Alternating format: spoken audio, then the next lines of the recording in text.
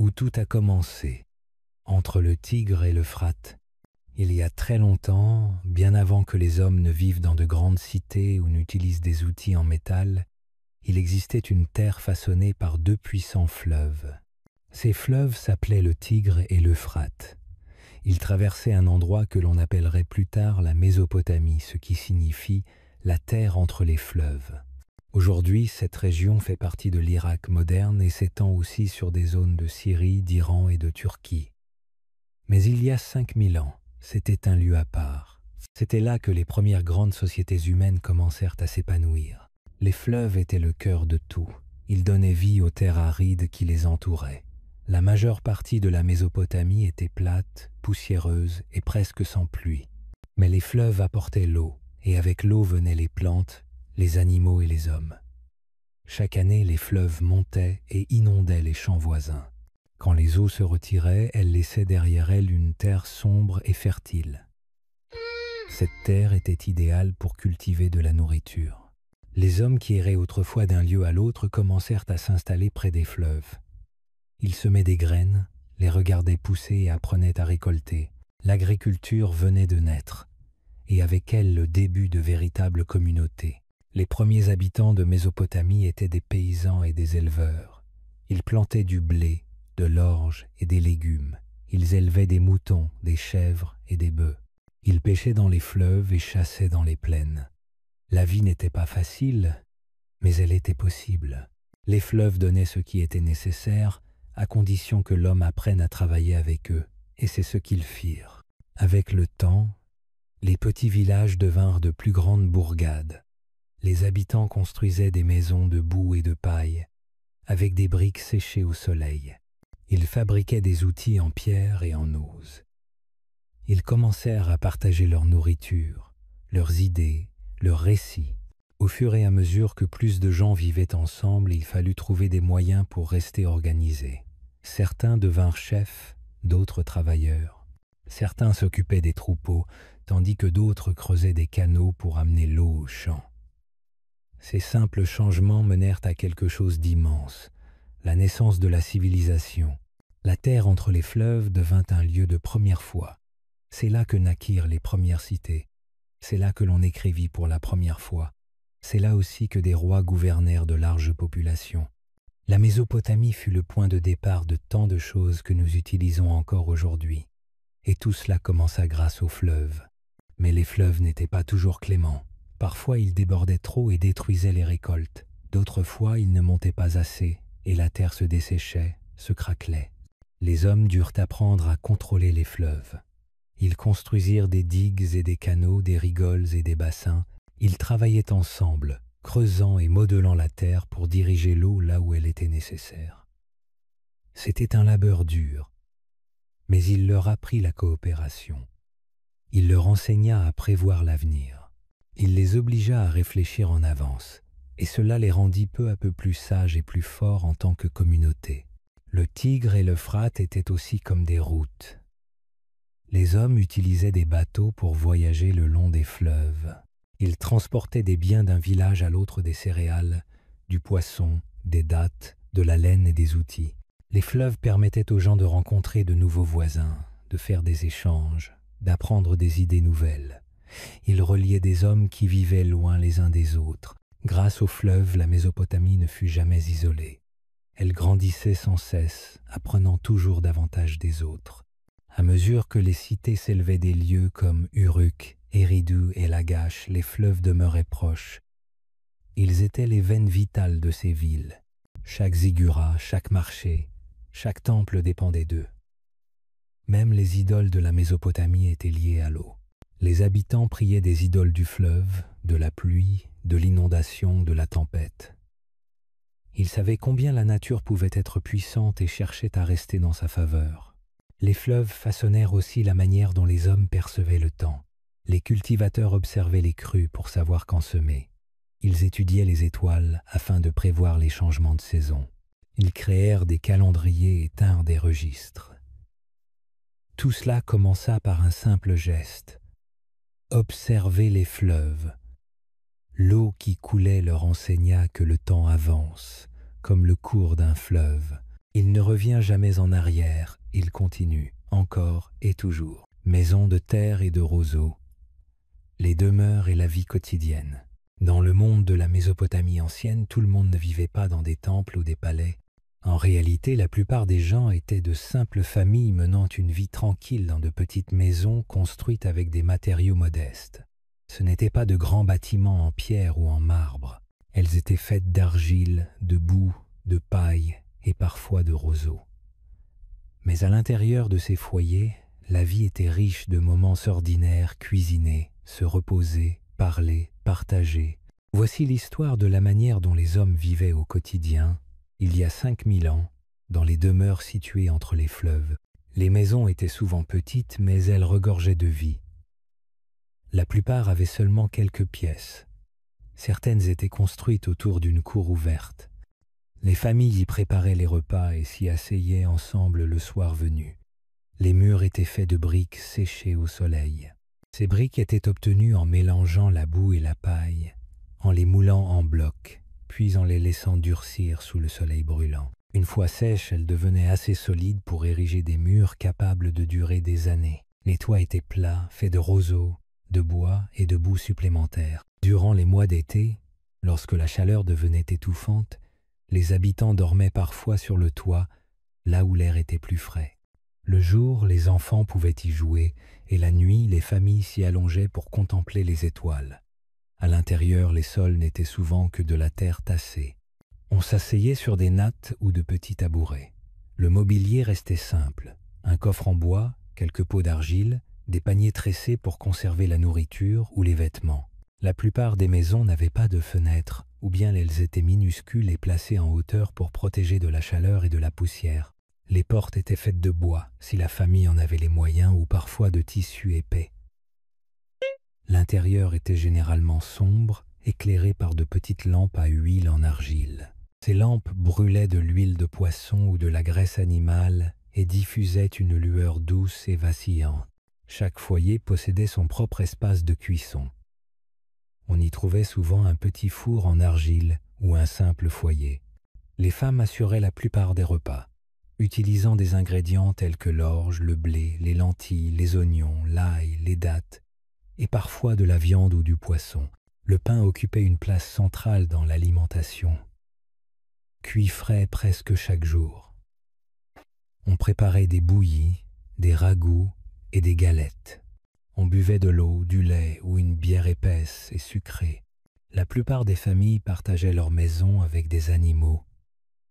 Des chèvres, des moutons ou des poules vivaient souvent dans un petit enclos près de la maison ou dans la cour. Ces animaux étaient précieux, fournissant du lait, de la viande, de la laine et des œufs. Les soigner faisaient partie du quotidien. Les enfants participaient, nourrissaient les bêtes et veillaient sur elles. Dans une maison typique, le père était souvent le chef de famille. Il travaillait dans les champs, fabriquait des outils ou commerçait. La mère s'occupait du foyer, préparait la nourriture et élevait les enfants. Les plus grands aidaient aux tâches, allaient chercher l'eau au puits ou au fleuve, et parfois travaillaient eux aussi. Les filles apprenaient auprès de leur mère. Les garçons, eux, pouvaient apprendre un métier auprès de leur père ou fréquenter l'école. Si la famille en avait les moyens, se laver et rester propre était important. La plupart des maisons n'avaient pas de salle de bain comme les nôtres, mais les habitants se lavaient souvent. Ils utilisaient des jarres en argile remplies d'eau et se baignaient dehors ou dans un coin discret de la cour. Les familles plus riches pouvaient disposer d'une petite pièce pour la toilette, mais pour la majorité c'était simple. Le savon tel que nous le connaissons n'existait pas, mais on utilisait des huiles, de l'argile ou du sable pour frotter et nettoyer la peau. Bien que modestes, ces foyers étaient emplis de chaleur humaine. Les familles chantaient, racontaient des histoires et jouaient de la musique avec de petits instruments comme des flûtes ou des tambours. On fabriquait des jouets pour les enfants, de petits animaux en argile, de petites charrettes à roues ou des poupées simples. Le soir, les familles se réunissaient pour manger, discuter de la journée et parfois prier les idoles pour la santé et la bonne fortune. Voix du passé. L'invention de l'écriture et l'essor des scribes. Bien avant les ordinateurs, les livres ou même le papier, Les hommes avaient déjà des histoires à raconter, des nombres à compter et des choses à se rappeler. Mais comment faire sans écriture? Au début, ils parlaient simplement. Ils racontaient leurs récits à voix haute, transmettaient des messages par la mémoire, enseignaient à leurs enfants en répétant sans cesse les mêmes leçons. Puis, peu à peu, les habitants de Mésopotamie imaginèrent une nouvelle façon. Ils inventèrent quelque chose que le monde n'avait encore jamais connu, l'écriture. Et cela changea tout. Cela commença lentement, il y a des milliers d'années. D'abord, les hommes utilisèrent des images pour exprimer ce qu'ils voulaient dire. Si quelqu'un possédait une vache, il dessinait une forme simple de vache. S'il avait 10 jarres de grains, il faisait 10 petits traits à côté d'un dessin de jarre. Ces dessins étaient tracés sur de l'argile encore molle à l'aide d'un bâton pointu. Lorsque l'argile séchait, les images restaient. C'était le début de l'écriture. Elle ne ressemblait pas à nos lettres ou alphabets d'aujourd'hui, mais elle fonctionnait. Ces premiers signes aidaient les hommes à se souvenir. Ceux qui créèrent cette écriture vivaient dans des cités comme Uruk, l'une des plus anciennes du monde. Ils devaient garder la trace de nombreuses choses. Ils voulaient savoir combien de grains étaient stockés, combien d'animaux appartenaient à qui avait payé ses impôts et ce que l'on devait aux travailleurs. L'écriture les aidait à rester organisés. Avec le temps, les dessins devinrent plus simples et plus rapides à faire. Ce n'étaient plus des images, mais des marques en forme de petits coins, imprimés dans l'argile. Ce style d'écriture s'appelle le cunéiforme, un mot qui signifie « en forme de coin » en latin. L'écriture n'était pas à la portée de tous. Elle demandait beaucoup d'apprentissage et d'exercice. Seules des personnes spéciales étaient formées pour lire et écrire. On les appelait les scribes. Ils étaient parmi les personnages les plus importants de la société mésopotamienne. Les scribes fréquentaient des écoles particulières, souvent rattachées au temple ou au palais. Ils étudiaient pendant de longues années, apprenant des centaines de signes et la manière de les tracer correctement. Les signes pouvaient représenter des sons, des mots ou des idées. Devenir scribe n'était pas facile.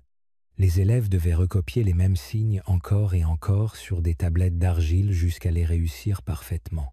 Ils pratiquaient aussi les mathématiques, la lecture et même le droit. Un bon scribe pouvait lire les anciens registres, en écrire de nouveaux et suivre tout ce qui se passait dans la cité. Il travaillait pour les rois, les prêtres, les marchands et les responsables des temples. Certains rédigeaient aussi des poèmes, des récits, des prières. Grâce aux scribes, nous savons aujourd'hui beaucoup de choses sur la vie en Mésopotamie. Ils ont laissé derrière eux des milliers de tablettes d'argile. Ces tablettes nous parlent de l'agriculture, du commerce, des lois, de l'école, de la religion et de la famille. Elles contiennent aussi des lettres, des chansons et des mythes. Certains de ces récits sont très célèbres, comme l'épopée de Gilgamesh, l'une des plus anciennes histoires jamais écrites. Elle raconte la vie d'un roi courageux, ses aventures et sa quête du sens de l'existence. Parce que l'argile était bon marché et facile à trouver, on l'utilisait pour écrire à la place du papier. Après avoir tracé des signes sur une tablette humide à l'aide d'un calame de roseau, on laissait la tablette sécher au soleil. Si elle devait durer longtemps, on la faisait cuire dans un four afin de la rendre aussi dure que la pierre. C'est pourquoi tant de tablettes ont survécu pendant des millénaires. Elles étaient suffisamment solides pour résister au temps. Les scribes n'écrivaient pas seulement pour les autres. Ils influençaient aussi la manière dont les hommes pensaient. Ils transformaient les récits oraux en archives écrites. Ils aidaient à conserver la mémoire. Sans eux, beaucoup de choses essentielles auraient été oubliées. Ils permettaient aux rois de garder le contrôle, aux marchands d'être honnêtes et aux temples de rester riches en offrandes et en impôts. Certains scribes accompagnaient même les armées ou les messagers royaux. Ils enregistraient les batailles, les traités et les ordres. Ils faisaient des listes de provisions et de soldats. D'autres travaillaient dans les tribunaux des cités, rédigeant les lois et les jugements. On leur confiait des tâches importantes, car ils faisaient partie des rares à comprendre véritablement le pouvoir de l'écriture. Les saisons des champs, agriculture, irrigation et le don du grain. Il y a bien longtemps, lorsque les hommes commencèrent à s'installer en Mésopotamie, la vie changea pour toujours. Au lieu de se déplacer sans cesse pour chercher leur nourriture, ils apprirent à cultiver la terre. Cette idée, l'agriculture, permit aux hommes de bâtir des villages, des bourgs et des cités. Elle leur donna bien plus que de la nourriture. Elle leur offrit du temps, de la sécurité et un avenir. Mais cultiver la terre en Mésopotamie n'était pas toujours facile. Le sol pouvait être sec et les fleuves pouvaient déborder sans prévenir. Pourtant, les habitants trouvèrent des moyens ingénieux pour travailler avec la terre et l'eau. Ils utilisèrent leur esprit et leurs mains pour façonner le sol. En retour, la terre leur offrait du grain, des fruits et la possibilité de croître. Les fleuves Tigre et Euphrate étaient à la fois utiles et dangereux. Mais si les crues survenaient trop tôt ou trop tard, elles pouvaient anéantir les récoltes. Les Mésopotamiens durent donc planifier avec soin. Ils commencèrent à creuser des canaux, à construire des digues et à élever de petits barrages pour diriger l'eau là où elle était nécessaire. Ces systèmes prenaient le nom d'irrigation. Grâce à eux, les cultivateurs pouvaient amener l'eau jusqu'aux champs même lorsque la pluie faisait défaut. Construire et entretenir ces systèmes demandait énormément de travail. Les habitants creusaient de longs canaux à la main, traçaient des fossés pour contrôler le débit de l'eau et coopéraient pour nettoyer régulièrement les voies d'irrigation. C'était une tâche rude mais précieuse. Grâce à cette organisation collective, les paysans pouvaient produire plus de nourriture que jamais auparavant. Cette nourriture nourrissait non seulement leurs familles, mais aussi les habitants des cités, prêtres, dirigeants, artisans et marchands. Les cultures les plus importantes en Mésopotamie étaient l'orge et le blé. Ces céréales constituaient l'alimentation principale et servaient à fabriquer du pain, des bouillies et même de la bière. Les paysans cultivaient aussi des légumineuses comme les lentilles et les fèves, ainsi que des légumes tels que l'oignon, le concombre, l'ail et le poireau. Les dattes étaient très prisées. Les palmiers dattiers prospéraient sous le climat chaud, et leurs fruits, consommés frais ou séchés, apportaient énergie et douceur. On extrayait également un sirop de dattes pour sucrer d'autres mets. Les animaux jouaient un rôle central dans l'agriculture et la vie quotidienne. Les fermiers élevaient moutons et chèvres pour leur lait, leur laine et leur viande. Les vaches fournissaient du lait et tiraient les lourdes charrues. Les ânes transportaient le grain et les récoltes vers le marché. Les poules et les canards fournissaient œufs et viande.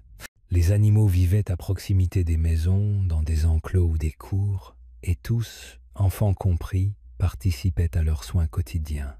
L'année agricole suivait le rythme des saisons. Au printemps, les paysans préparaient les champs. Ils labouraient le sol avec des charrues en bois, arrachaient les mauvaises herbes et fertilisaient la terre avec du fumier. Puis ils semaient les graines, en respectant le calendrier dicté par l'observation des étoiles et des saisons. En été, les champs nécessitaient une attention constante. Les canaux d'irrigation étaient surveillés et ajustés, et les cultivateurs veillaient à ce que l'eau atteigne toutes les parcelles. À l'automne venait le temps des moissons. Hommes, femmes et enfants travaillaient ensemble, coupant les épis avec de simples faucilles en pierre ou en métal.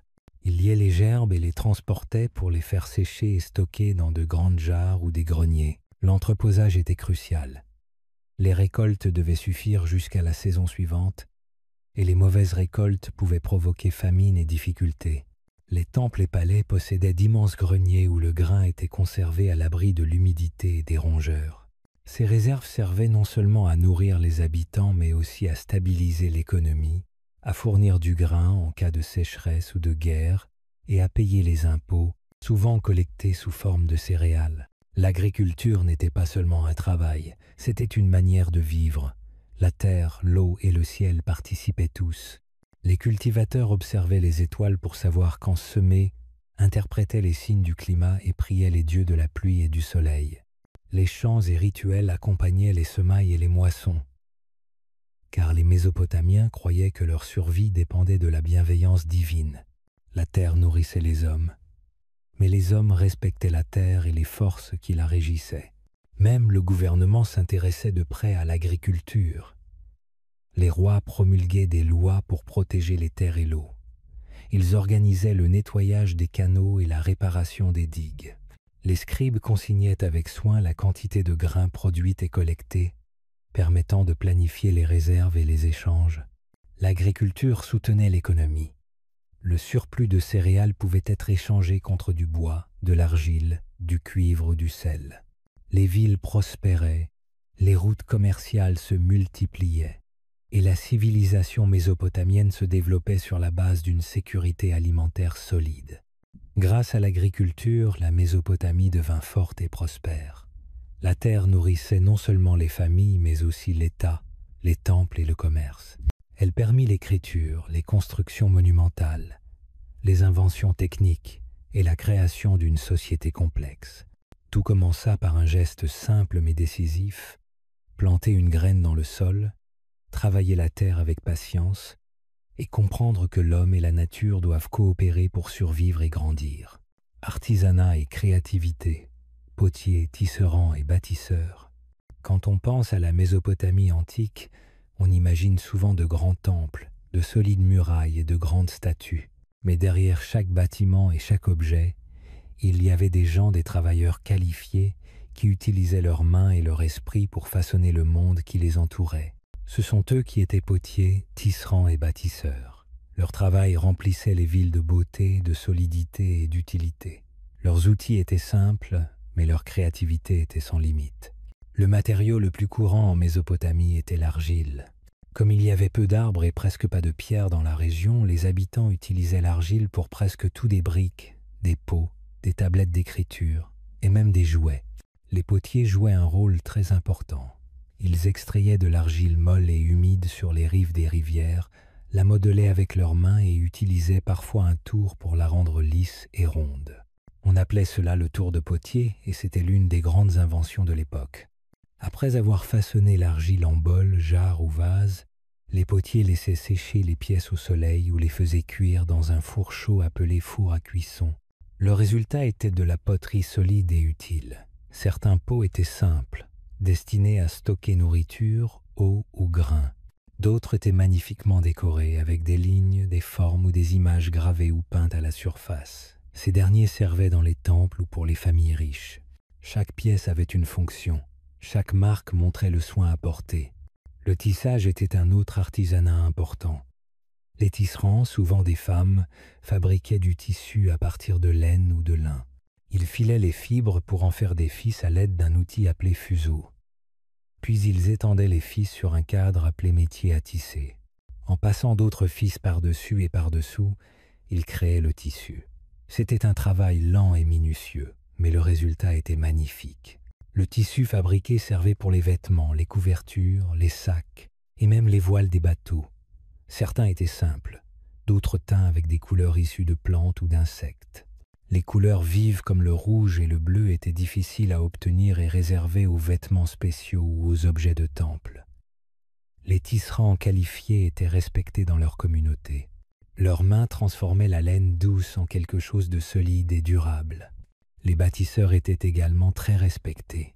Sans eux, les villes ne pouvaient pas s'élever, les temples ne pouvaient pas tenir, et les murailles ne pouvaient pas protéger. La plupart des bâtiments en Mésopotamie étaient faits de briques d'argile. Pour fabriquer une brique, les ouvriers mélangeaient argile, paille et eau, la modelaient dans un moule en bois et la laissaient durcir au soleil. Des milliers de ces briques servaient à construire maisons, murs et temples. Pour les bâtiments plus grands, les briques étaient cuites dans de grands fours pour les rendre encore plus solides. Les bâtisseurs les empilaient en rangées, ajoutaient de la boue pour les maintenir ensemble et utilisaient des poutres en bois pour soutenir les structures. Les toits étaient souvent plats, faits de roseaux et de boue. Certaines maisons avaient de petites cours intérieures où les familles pouvaient cuisiner et se rassembler. Les bâtiments les plus célèbres en Mésopotamie étaient les zigurats, d'énormes tours de temple à plusieurs niveaux. Elles étaient construites pour honorer les idoles et nécessitaient des millions de briques. Construire un ziggurat était un travail immense qui demandait de nombreux ouvriers, une planification minutieuse et un fort esprit d'équipe. Certains de ces édifices existent encore aujourd'hui, après des milliers d'années. Les artisans ne fabriquaient pas seulement de grandes choses, décriaient aussi de petits objets avec un soin extraordinaire. Les bijoutiers façonnaient l'or, l'argent et le cuivre pour en faire boucles d'oreilles, colliers et bagues. Ils ajoutaient des pierres comme le lapis-lazuli, une gemme bleu vif venue de loin. Ces pièces étaient portées par les rois, les reines et les prêtres. Elles montraient richesse, beauté et pouvoir. Les menuisiers, malgré le peu d'arbres disponibles, réussissaient à sculpter meubles, portes et outils. Les métallurgistes fabriquaient outils, armes et objets décoratifs. Chaque artisanat avait ses techniques et secrets particuliers. Beaucoup d'enfants apprenaient le métier de leurs parents. Les compétences se transmettaient dans les familles et certains consacraient toute leur vie à devenir maîtres dans leur art. L'artisanat n'était pas seulement un travail, il était un mode de vie. Il aidait les gens à survivre, à célébrer et à se connecter avec le monde autour d'eux. Un simple pot contenait le grain qui nourrissait une famille. Un morceau de tissu gardait un enfant au chaud. Une brique contribuait à bâtir un temple où les gens priaient. Numbers, étoiles et temps. La science des Sumériens. Il y a 5000 ans, dans la région entre les fleuves Tigre et Euphrate, les habitants levaient les yeux vers le ciel nocturne et se posaient des questions. Ils observaient le mouvement des étoiles, le lever et le coucher du soleil, et remarquaient comment la lune changeait de forme. Ces premiers habitants, en particulier les Sumériens, étaient curieux. Ils voulaient comprendre le monde autour d'eux. Ils n'étaient pas seulement agriculteurs, constructeurs ou commerçants, ils étaient aussi des penseurs, parmi les premiers scientifiques de l'histoire humaine. Les Sumériens portaient une grande attention au nombre. Ils furent l'un des premiers peuples à créer un système numérique. Alors que nous utilisons aujourd'hui un système décimal, base 10, les Sumériens utilisaient un système sexagésimal, base 60. Cela signifie qu'ils comptaient par groupe de 60. Cela peut sembler étrange, mais leur système influence encore notre quotidien. Il y a 60 secondes dans une minute et 60 minutes dans une heure, grâce à cette pensée ancienne. Leur système était ingénieux. Ils utilisaient des symboles faits de petites formes en coins imprimés sur des tablettes d'argile. Cette écriture s'appelait le cunéiforme. Avec seulement quelques traits simples, ils pouvaient écrire de grands nombres, suivre les biens et résoudre des problèmes de mathématiques. Les scribes étaient formés dans des écoles spécialisées pour écrire et faire des calculs. Ils travaillaient pour les temples, les commerçants et les dirigeants, aidant à gérer taxes, commerce et inventaire. Les nombres ne servaient pas seulement à compter, ils permettaient aussi de mesurer. Les Sumériens mesuraient les terres agricoles, notaient la taille des bâtiments et suivaient la quantité de nourriture ou de marchandises stockées. Ils inventèrent même des formes précoces de géométrie. Les bâtisseurs s'en servaient pour concevoir murs et constructions, les agriculteurs pour diviser les champs et calculer les semailles, les marchands pour peser l'argent, le grain et autres biens dans les marchés. En levant les yeux vers le ciel, les Sumériens commencèrent l'une des premières études d'astronomie du monde. Ils observaient attentivement les étoiles et remarquaient que certaines bougeaient tandis que d'autres restaient fixes. Ils remarquèrent 5 objets brillants se déplaçant différemment des étoiles, ce que nous appelons aujourd'hui les planètes. Ils suivaient les trajectoires du Soleil, de la Lune et des étoiles au fil des saisons, ce qui les aidait à savoir quand planter et quand se préparer aux crues. De leurs observations naquit le calendrier. D'abord lunaire, basé sur les phases de la Lune, il indiquait les mois et les saisons. La pleine Lune marquait le milieu du mois, et 12 lunes formaient une année. Mais ils remarquèrent vite que cela ne correspondait pas toujours parfaitement aux saisons. Les Sumériens commencèrent donc à ajuster le calendrier, ajoutant des jours ou des mois supplémentaires, le rendant ainsi plus précis. Ce calendrier était essentiel non seulement pour l'agriculture, mais aussi pour la religion. Beaucoup de fêtes et de rituels de temple étaient basés sur les mouvements de la lune et des étoiles. Prêtres et astronomes travaillaient ensemble pour déterminer les meilleurs jours pour semer, prier ou célébrer des événements importants. Les Sumériens inventèrent aussi de premières horloges. Ils utilisaient des outils simples, comme des cadrans solaires, pour mesurer les heures du jour. Ils employaient peu, être aussi des horloges à eau, qui suivaient l'écoulement de l'eau d'un récipient à un autre. Ces horloges aidaient à organiser la journée et servaient dans les temples pour mesurer la durée des prières et des rituels. Dans leurs temples, les Sumériens construisaient de hautes tours appelées ziggurat. Certains chercheurs pensent que ces structures servaient aussi à observer les étoiles. Du sommet, prêtres et astronomes avaient une meilleure vue du ciel et notaient leurs observations sur des tablettes d'argile, créant certaines des plus anciennes cartes du ciel écrites au monde. Ces observations leur permirent de prévoir les éclipses et de mieux comprendre les cycles célestes. Le savoir développé par les Sumériens ne s'arrêta pas avec eux. Les civilisations suivantes, babyloniens, assyriens et même les Grecs utilisèrent leurs idées scientifiques. Le système sexagésimal, les observations astronomiques et les méthodes de mesure furent transmises et adaptées. Ces connaissances, nées en Mésopotamie, contribuèrent à poser les bases de la science moderne. Mais la science n'était pas réservée aux temples ou aux riches. Les agriculteurs l'utilisaient quotidiennement pour planifier leur travail, les commerçants pour compter les pièces et les bâtisseurs pour mesurer et construire des maisons solides. La science faisait partie de la vie. Dans chaque champ, sur chaque marché et sous chaque toit en briques d'argile, l'esprit curieux des Sumériens continuait de s'exprimer, un héritage qui vit encore dans notre façon de compter le temps, de mesurer et d'observer le monde. La loi au-delà du mur, crime, justice et communauté. Dans les villes en plein essor de la Mésopotamie ancienne, la vie était pleine de bruit, de commerce, de culte et de travail. À mesure que les villes grandissaient et devenaient plus complexes, les gens vivaient très proches les uns des autres, agriculteurs, commerçants, prêtres, bâtisseurs et familles de toutes sortes. Avec autant de personnes partageant un même espace, des règles devinrent nécessaires. Ces règles n'étaient pas de simples conseils, mais des lois, des instructions claires sur ce qui était juste ou faux.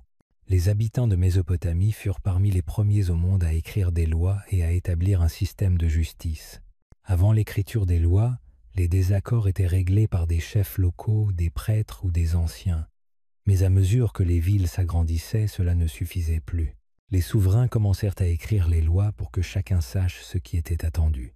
L'un des ensembles de lois les plus célèbres de Mésopotamie provient d'un roi nommé Hammurabi, qui régna sur Babylone vers 1750 avant notre ère. Ces lois furent gravées sur une haute colonne de pierre appelée stèle et placées dans un lieu visible par tous. Le code d'Hammurabi comprenait près de 300 lois.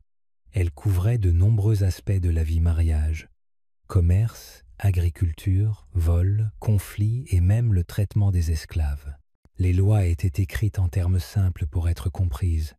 Certaines étaient strictes, par exemple, si un homme vole dans le champ d'un autre, il doit rembourser 10 fois la valeur du vol.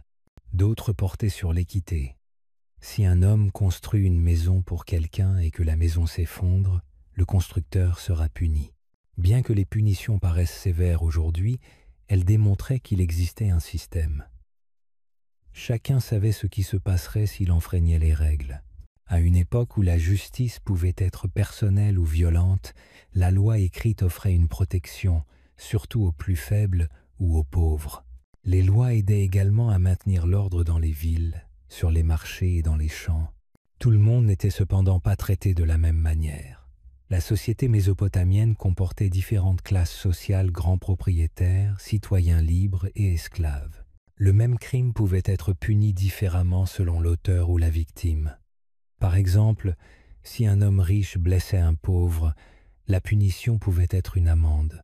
Si un pauvre blessait un riche, la sanction pouvait être plus sévère.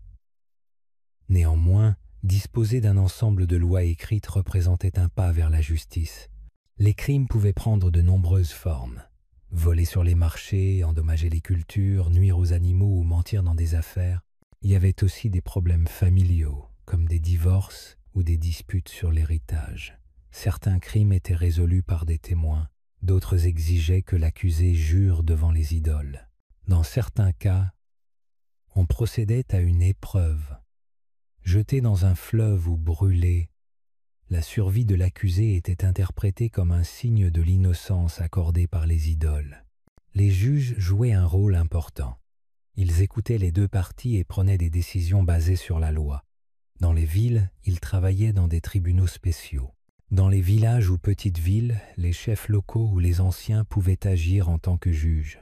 Les prêtres aidaient également à tenir les registres et à veiller au respect des lois, surtout pour les affaires liées au temple. Les lois régissaient la vie quotidienne.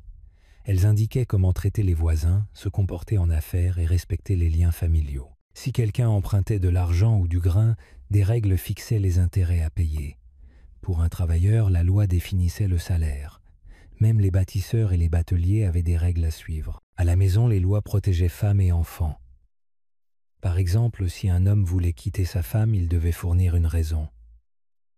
Sinon, ils devaient quand même la soutenir. Les enfants étaient protégés, la discipline était permise, mais pas la cruauté. Les enfants adoptés avaient parfois les mêmes droits que les enfants naturels. L'esclavage existait, mais les lois donnaient aussi des droits aux esclaves. Un esclave pouvait gagner de l'argent, posséder des biens ou acheter sa liberté. En cas de mauvais traitement, des règles prévoyaient des sanctions. Ainsi, même les membres les plus faibles de la société faisaient partie du système juridique. La justice ne consistait pas seulement à punir, mais aussi à rétablir l'équilibre. L'objectif des lois était de maintenir la paix dans la communauté. Si un crime causait un tort, la punition visait à réparer le dommage, pas seulement à infliger la douleur. Cette idée d'équité rétablir l'ordre était au cœur de la justice mésopotamienne. Les Mésopotamiens croyaient que les lois venaient des idoles. Les rois étaient choisis par les idoles pour gouverner avec sagesse et justice. Respecter la loi n'était donc pas seulement un devoir social, mais aussi un devoir spirituel. Enfreindre la loi exposait non seulement à la punition du roi, mais aussi à la colère des idoles. De Sumer à Babylone, l'essor et la chute des puissances. Il y a très longtemps, la terre située entre les fleuves Tigre et Euphrate vit naître les premières cités du monde. Ces villes, issues de petits villages agricoles, devinrent de grands centres de commerce, de culte et de pouvoir. Avec le temps, différents dirigeants, armées et royaumes se succédèrent, montant et tombant. L'histoire de la Mésopotamie n'est pas celle d'un seul peuple, c'est un long voyage à travers de nombreux empires, chacun laissant sa marque sur l'histoire. Et ce qui rend cette région fascinante, c'est que les innovations qui y ont vu le jour ont changé la vie des hommes pour toujours. L'écriture, la roue, les mathématiques et même des formes de médecine et d'astronomie. La première civilisation connue en Mésopotamie fut celle des Sumériens. Ils bâtirent certaines des premières villes Uruk, Ur, Lagash et Eridu.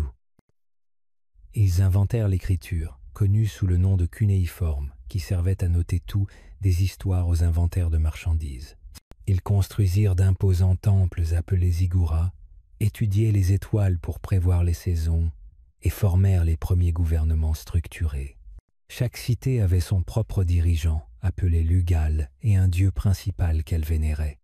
Au début, ces villes étaient souvent en guerre entre elles, luttant pour la terre, l'eau et le pouvoir. Mais elles savaient aussi commercer intelligemment. Elles échangeaient du grain, de la laine, du cuivre et de l'argile avec des régions lointaines, créant ainsi des réseaux qui traversaient tout le Moyen-Orient. L'un des premiers grands leaders à rassembler plusieurs villes sumériennes fut le roi Gilgamesh d'Uruk, bien que nous le connaissions surtout à travers la légende plutôt que par l'histoire. Ses exploits, ses quêtes et ses réflexions sur la vie et la mort furent gravés dans ce qui deviendra l'épopée de Gilgamesh. Un dirigeant mieux documenté fut Lugal-Zagezi, qui unifia brièvement plusieurs cités sumériennes. Mais bientôt, une nouvelle puissance se leva au nord. Cette puissance était Akkad, dirigée par un homme nommé Sargon le Grand. Vers 2300 avant notre ère, Sargon fonda l'Empire akkadien, le premier empire connu au monde. Il conquit de nombreuses cités sumériennes et les gouverna sous un gouvernement central. Il mit en place de nouveaux systèmes commerciaux, apporta la paix dans la région pendant un certain temps et répandit la langue akkadienne à travers la Mésopotamie. Son empire s'étendait du golfe Persique à la mer Méditerranée. On raconte que Sargon avait également un sens de l'administration remarquable. Il créa des routes, des postes pour messagers et un système de collecte d'impôts pour financer les projets publics et les armées. Mais les empires ne durent jamais éternellement. Après la mort de Sargon, son empire fut secoué par des rébellions et des invasions. Finalement, l'empire akkadien tomba et les dirigeants locaux reprirent le contrôle. Pour un temps, la culture sumérienne revint, notamment dans la ville d'Ur, pendant ce que les historiens appellent la période d'Ur III. Des rois comme Ur-Nammu construisirent de grands temples, rédigèrent des lois détaillées et encouragèrent l'art et la littérature. Les scribes de cette époque perfectionnèrent l'écriture cunéiforme et enregistrèrent tout, de la poésie aux contrats commerciaux, permettant à la mémoire de la civilisation de traverser les âges. Mais cet âge d'or fut lui aussi de courte durée. Vers 2000 avant notre ère, de nouveaux peuples arrivèrent dans la région. Un groupe, les Amorites, s'installa dans plusieurs villes mésopotamiennes. Une ville amorite, Babylone, deviendrait l'une des plus célèbres de l'histoire. Vers 1790 avant notre ère, un roi nommé Hammurabi prit le pouvoir à Babylone. Non seulement c'était un guerrier habile, mais c'était aussi un législateur sage. Il développa l'agriculture, construisit des canaux d'irrigation et développa le commerce avec les cités voisines, transformant Babylone en un centre florissant. Hammurabi unifia une grande partie de la Mésopotamie sous le règne babylonien. Son plus grand accomplissement fut son code de loi, l'une des plus anciennes et complètes collections juridiques jamais découvertes. Sous Hammurabi, Babylone devint un centre d'apprentissage, d'art et de religion. Des gens venus de toute la région affluaient pour commercer, prier et vivre sous la paix qu'il assurait. On y développait aussi la médecine, avec des textes sur les remèdes à base de plantes, et les mathématiques, en particulier pour l'astronomie et le calcul des surfaces agricoles. Après la mort d'Hammurabi, cependant, le pouvoir de Babylone commença à affaiblir. D'autres groupes, comme les Hittites et les Kassites, attaquèrent et prirent le contrôle à différents moments. Pendant des siècles, le pouvoir changea de main entre villes et royaumes. Certains dirigeants prirent le pouvoir par la guerre, d'autres par des alliances ou le commerce. La Mésopotamie devint un lieu de changement constant. Et à chaque changement, la culture se transformait. Les langues évoluaient, de nouvelles divinités étaient vénérées et les arts se renouvelaient. Plus tard, de nouveaux empires se formèrent au nord. L'un des plus puissants fut la Syrie, avec sa capitale à Ninive. Les Assyriens bâtirent une armée redoutable et s'étendirent bien au-delà de la Mésopotamie.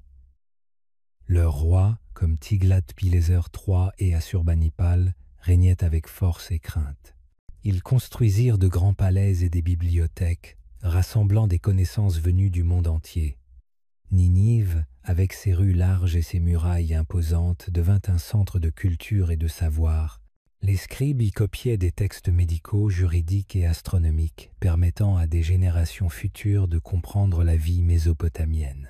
La bibliothèque d'Assurbanipal à Ninive contenait des milliers de tablettes d'argile, y compris des histoires comme l'épopée de Gilgamesh. Mais même les puissants Assyriens tombèrent. Vers 612 avant notre ère, un groupe d'ennemis s'allia pour détruire Ninive. Parmi eux se trouvaient les Babyloniens, qui renaissaient sous un nouveau dirigeant, Nabuchodonosor II. Cet empire néo-babylonien fit revivre la gloire du passé. Nabuchodonosor embellit Babylone avec des murailles solides, des temples éclatants et les célèbres jardins suspendus, l'une des 7 merveilles du monde antique, bien que certains pensent que ce récit soit légendaire. Il reconstruisit également la ziggoura connue sous le nom de Tour de Babel, mentionnée plus tard dans la Bible. Babylone devint un centre d'art et d'architecture unique, où les mosaïques, les sculptures et les fresques racontaient la grandeur des rois et des dieux. Mais une fois encore, le temps transforma tout.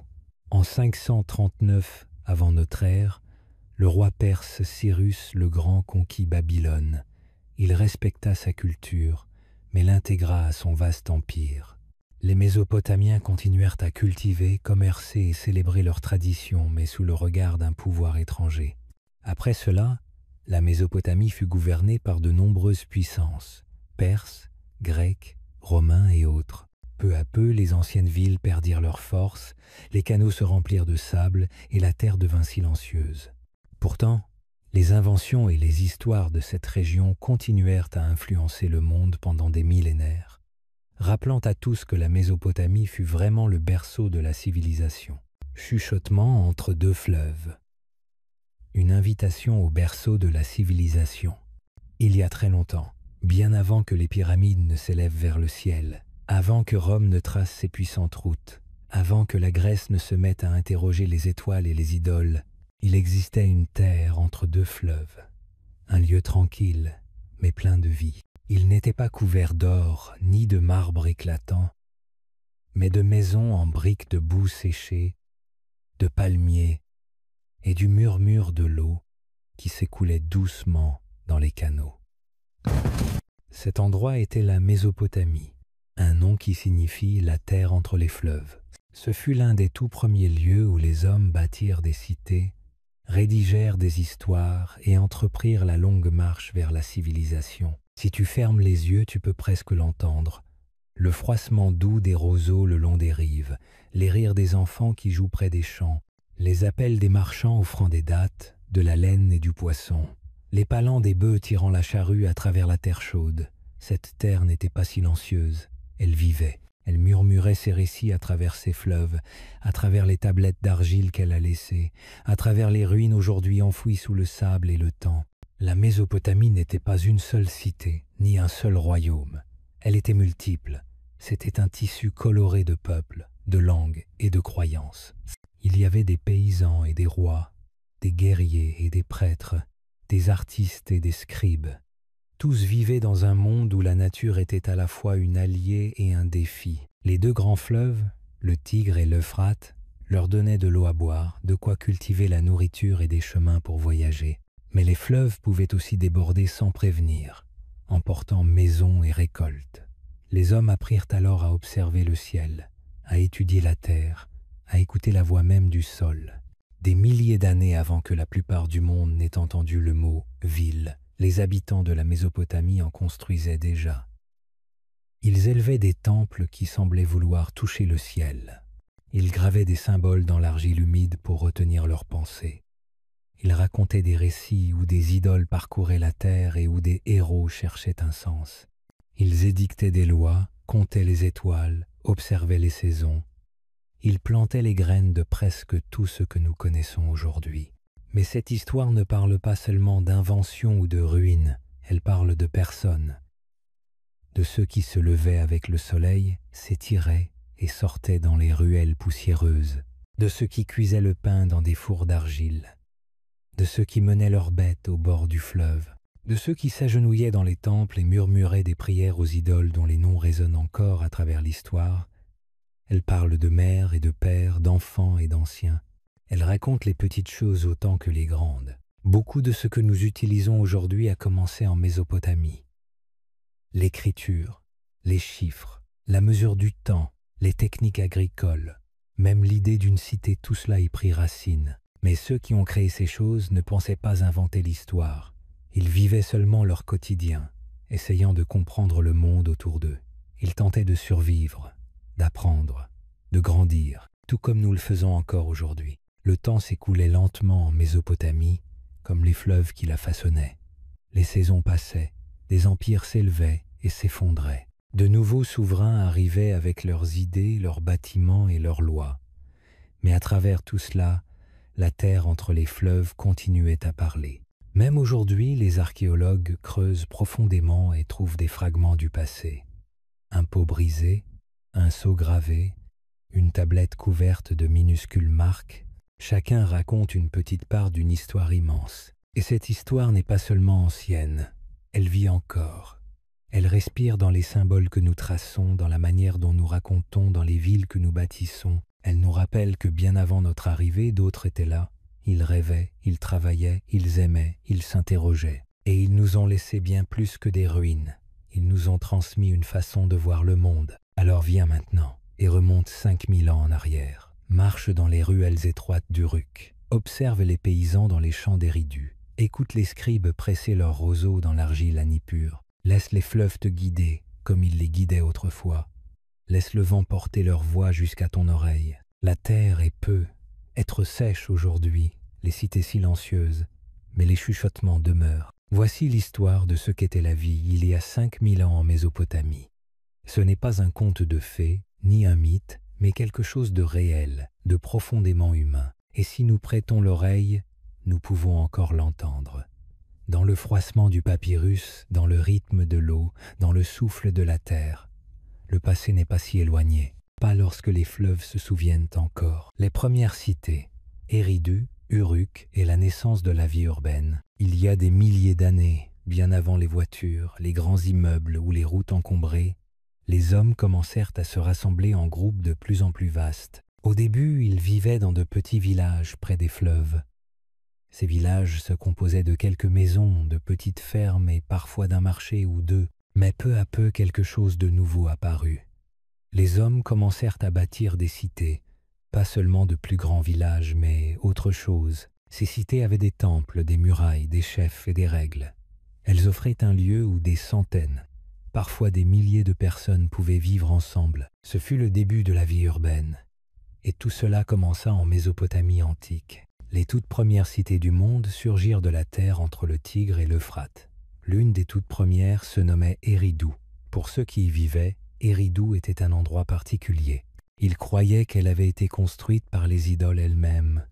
Elle commença comme un simple village, mais grandit peu à peu en quelque chose de plus. Les gens venaient à Éridou pour commercer, prier et trouver du travail. Au centre se dressait un temple de briques de boue, décoré de formes simples. Le temple reposait sur une plateforme surélevée, et beaucoup pensaient qu'il était la demeure de leurs idoles, Enki, les idoles de la sagesse et de l'eau. Même à ses débuts, Éridou montrait déjà au monde ce qu'une cité pouvait devenir. Puis vint Uruk. Uruk était plus grande, plus animée, plus puissante que tout ce qui l'avait précédé. Certains disent qu'Uruk fut la toute première véritable cité de la terre. Elle avait de hautes murailles, de solides portes, et des quartiers où de nombreuses familles vivaient côte à côte. Au centre se dressait un immense ziggoura, un temple en terrasse qui s'élevait vers le ciel. Les habitants d'Uruk travaillaient dur pour bâtir leur cité. Ils façonnaient des briques avec de la boue et de la paille, les faisaient sécher au soleil, puis les empilaient pour élever de solides édifices. Ils traçaient des rues et des canaux. Ils aménageaient des espaces pour les marchés, les écoles et les ateliers. Uruk possédait aussi quelque chose d'autre, l'écriture. Les premiers mots écrits du monde vinrent d'Uruk. Là-bas, on commença à imprimer des signes dans l'argile encore molle à l'aide d'un bâton taillé en pointe triangulaire. Cette première forme d'écriture s'appelle le cunéiforme. Au départ, elle servait à compter. Combien de sacs de grains, combien de chèvres, combien de travailleurs. Mais rapidement, elle devint bien plus. Les hommes se mirent à écrire des récits, des prières, des lois, des lettres. Grâce à l'écriture, les souvenirs pouvaient durer toujours. Les idées pouvaient voyager à travers le temps et l'espace. Cela changea tout. Dans ces premières cités, la vie était à la fois excitante et difficile. Les gens y trouvaient de nouvelles opportunités, mais aussi de nouveaux problèmes. Vivre en cité signifiait avoir des voisins tout autour. Cela offrait plus d'échanges, plus de métiers, plus d'apprentissage. Mais cela impliquait aussi des règles, des chefs et parfois des conflits. Les cités avaient besoin de guides. C'est ainsi que rois et dirigeants apparurent. Ils habitaient de vastes demeures et collaboraient avec les prêtres pour maintenir l'ordre. Ils veillaient à ce que les canaux restent propres, que les routes soient dégagées, que la cité demeure en sécurité. Les métiers des cités étaient très différents de ceux des campagnes. Dans les villages, la plupart travaillaient la terre. Mais dans les cités comme Uruk, on pouvait devenir potier, bâtisseur, marchand, prêtre ou scribe. Certains travaillaient le métal, d'autres cuisaient du pain ou brassaient de la bière, d'autres encore vendaient du tissu ou du poisson au marché. Ces métiers faisaient grandir la cité et offraient aux habitants de nouvelles façons de vivre. Il y eut aussi de nouvelles idées sur la communauté. Dans les cités, les hommes apprirent à vivre ensemble, même s'ils étaient différents. Certains venaient d'autres villages ou d'autres terres, apportant avec eux de nouveaux aliments, de nouvelles langues, de nouvelles coutumes. Les cités devinrent des lieux où les idées se rencontraient et se développaient. La musique, l'art et les récits se diffusaient de maison en maison. Les enfants jouaient dans les rues. Les anciens s'asseyaient près des portes et racontaient les histoires du passé. La vie changeait, plus vite que jamais, mais avec la croissance vinrent les défis. Plus de gens signifiait plus de bouches à nourrir. Si les crues du fleuve étaient trop fortes ou trop faibles, la nourriture pouvait manquer. Les cités devaient prévoir avec soin. Elles avaient besoin de greniers, d'entrepôts et de techniques agricoles adaptées. Elles avaient aussi besoin de gardes.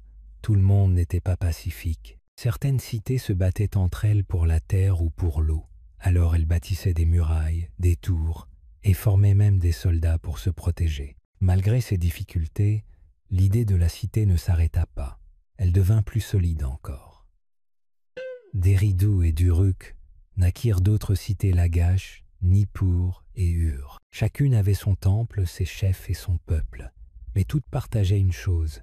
Elles montraient au monde que les hommes pouvaient vivre, travailler et bâtir ensemble quelque chose de grand. Elles prouvaient que la cité n'était pas seulement un lieu, mais une manière de vivre, marcher et marchand. Le battement de cœur de la cité. Chaque matin, lorsque le soleil se levait au-dessus des toits plats et des rues poussiéreuses des cités mésopotamiennes, les habitants commençaient à s'éveiller et à entamer leur journée. Les paysans arrivaient de la campagne, portant des paniers remplis de légumes et de fruits. Les potiers transportaient des piles de bols d'argile fraîchement cuits. Les pêcheurs apportaient leurs prises des fleuves. Les femmes, la tête couverte de tissus, marchaient avec des jarres d'huile ou des ballots de laine. Et où allaient-ils tous? Vers le marché, l'endroit le plus animé et le plus vivant de la cité. Le marché n'était pas seulement un lieu pour acheter des choses. C'était le cœur même de la vie urbaine. C'était là que les gens se rencontraient, discutaient, échangeaient des biens et partageaient des nouvelles. C'était bruyant, coloré, empli d'odeurs pain frais, dattes mûres, viande rôtie et épices. Certains venaient pour vendre, d'autres pour acheter, et d'autres encore simplement pour regarder ou bavarder avec des amis. Tout le monde passait tôt ou tard par le marché, car c'était là que la vie se déroulait. Les marchands se tenaient derrière de petites tables ou s'asseyaient sur des nattes tressées, leurs marchandises étalées devant eux. Certains vendaient de la nourriture céréale, oignons, poissons, lait et fromage. D'autres proposaient des objets nécessaires à la maison: pots, paniers, cuillères en bois, lampes à huile. Quelques étals offraient du tissu et de la laine, d'autres des perles, des parfums ou même de petites statuettes en argile représentant des idoles ou des animaux. On trouvait aussi des gens qui vendaient des services. Un homme pouvait réparer des outils. Une femme pouvait tisser une nouvelle tunique. Il y avait même des barbiers et des scribes qui proposaient de couper les cheveux ou d'écrire des lettres pour ceux qui ne savaient pas écrire. Au début, le commerce se faisait par troc. Cela signifiait que l'argent n'existait pas encore. On échangeait une chose contre une autre. Un paysan pouvait donner 5 oignons pour obtenir une petite jarre d'huile. Un potier pouvait troquer 3 bols contre un ballot de laine.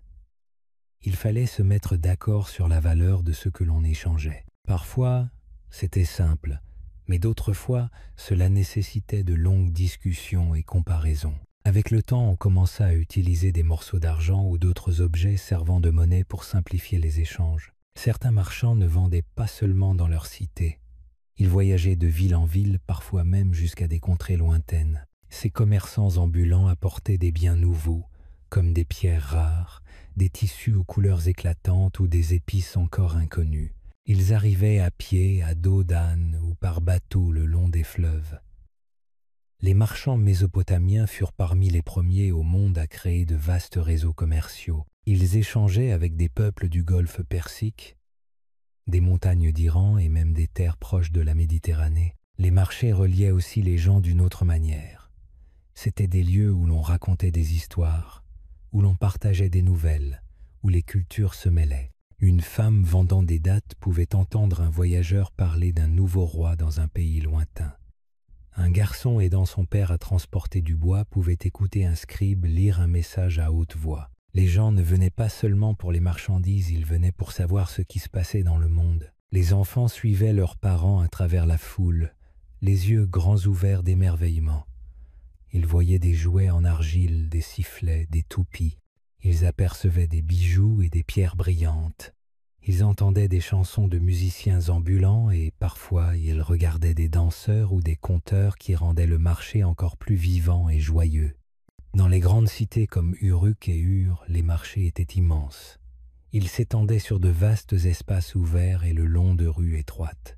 Certains étaient ouverts chaque jour, d'autres prenaient vie seulement certains jours de la semaine.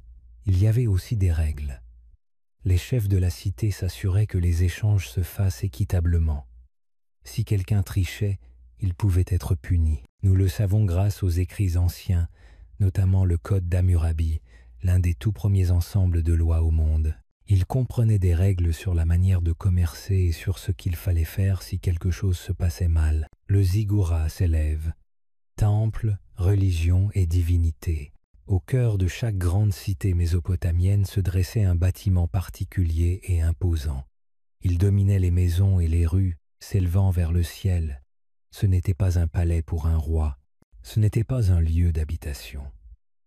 C'était un temple construit pour les divinités. Ces temples portaient le nom de Ziggoura. Ils étaient immenses, composés de plusieurs niveaux, comme des marches menant vers les cieux. On croyait que les dieux pouvaient descendre du ciel et s'y reposer. Le ziggoura était le pont entre le monde des hommes et celui des dieux. La religion occupait une place essentielle dans la vie mésopotamienne. Les habitants croyaient en de nombreuses divinités, et non en une seule. Chaque dieu ou déesse détenait un pouvoir sur un aspect de la nature ou de la vie quotidienne. Il y avait un dieu du soleil, une déesse de la lune, un dieu de la pluie, une déesse de l'amour. Certains régnaient sur la guerre, l'agriculture, la naissance, la mort et même l'écriture. Chaque cité avait sa divinité protectrice, veillant sur elle comme un gardien. Le peuple cherchait à contenter les dieux. On pensait que si les divinités étaient satisfaites, il y aurait du beau temps, de bonnes récoltes et la paix. Mais si elles se mettaient en colère, cela pouvait amener crue, maladie ou guerre. C'est pourquoi les temples furent bâtis pour les honorer. À l'intérieur, les prêtres priaient, offraient des présents et accomplissaient des rituels. Ils chantaient, brûlaient de l'encens et versaient des boissons en offrande. Parfois on sacrifiait des animaux, mais souvent aussi du pain, des fruits ou de l'huile. Le peuple espérait ainsi gagner la faveur des dieux. Le ziggoura n'était pas un lieu ouvert à tous. Il ne ressemblait pas à nos églises modernes. Seuls les prêtres et quelques serviteurs spéciaux pouvaient accéder au niveau supérieur. Tout en haut se trouvait souvent une petite pièce, un sanctuaire, où l'on plaçait la statue d'un dieu. Les prêtres la nettoyaient, la nourrissaient et la traitaient comme un être vivant. Ils croyaient que l'esprit de la divinité habitait la statue et lui portait donc le plus grand soin. Les prêtres étaient des personnages puissants en Mésopotamie. Leur rôle ne se limitait pas à la prière. Ils contribuaient à diriger la cité. Ils conseillaient les souverains, collectaient les offrandes et administraient parfois des terres et des travailleurs. Beaucoup de temples possédaient des fermes, des troupeaux et des ateliers. Des habitants travaillaient pour le temple comme d'autres pour le roi. Le temple était une véritable cité dans la cité, pleine d'activités et d'importance. Certaines fêtes étaient organisées pour célébrer les dieux. Alors toute la cité participait. Les habitants dansaient, chantaient, revêtaient des habits particuliers et partageaient des repas. Parfois, la statue d'un dieu était portée en procession à travers les rues. Ces événements étaient joyeux mais aussi solennels. Ils rappelaient à chacun sa place dans l'univers entre la terre et le ciel, entre les hommes et les dieux. Les récits sur les divinités se transmettaient de génération en génération. Ils aidaient à expliquer le monde. Pourquoi le soleil se lève-t-il? Parce que le dieu du soleil parcourt le ciel. Pourquoi les fleuves débordent-ils? Parce que les dieux sont en colère ou dans la joie. Ces histoires rendaient le monde vivant et plein de sens. Les enfants les apprenaient dès leur plus jeune âge, et les adultes s'en souvenaient dans les périodes difficiles. Parmi les dieux les plus célèbres figurait Anu, le dieu du ciel, Enlil, dieu du vent et des tempêtes, Inanna, déesse de l'amour et de la guerre, et Enki, dieu de l'eau et de la sagesse. On prononçait leurs noms avec respect. On sculptait leurs images dans la pierre, on les peignait sur les murs. Même les rois affirmaient gouverner grâce à leurs bénédictions. Avant de prendre de grandes décisions, les souverains demandaient aux prêtres d'interroger les dieux à travers des signes ou des songes. Rien d'important n'était entrepris sans chercher d'abord ce que pensaient les divinités. Rois et législateurs, Hammurabi et l'avènement de la loi. Au premier temps de la Mésopotamie, les hommes vivaient dans de petits villages et bourgs disséminés le long des rives des fleuves Tigre et Euphrate. Ces communautés étaient modestes, organisées autour de familles étendues et de clans qui cultivaient la terre, élevaient des animaux et fabriquaient les objets nécessaires à leur survie. Les décisions importantes étaient prises collectivement. Les anciens se réunissaient pour écouter les plaintes, résoudre les conflits et guider les habitants selon les traditions ancestrales. La loi n'était pas codifiée, elle se transmettait oralement par la mémoire et reposait sur l'expérience des générations précédentes. À mesure que ces villages prospéraient et se transformaient en cités florissantes, puis en royaumes organisés, la vie devint plus complexe. La population augmenta, les échanges commerciaux se multiplièrent et les disputes devinrent plus nombreuses. La simple consultation des anciens ne suffisait plus pour maintenir la paix et l'ordre. Il fallut un chef capable de trancher rapidement, d'organiser la défense, de superviser l'agriculture et le commerce, et d'assurer la cohésion sociale. Ainsi naquirent les rois.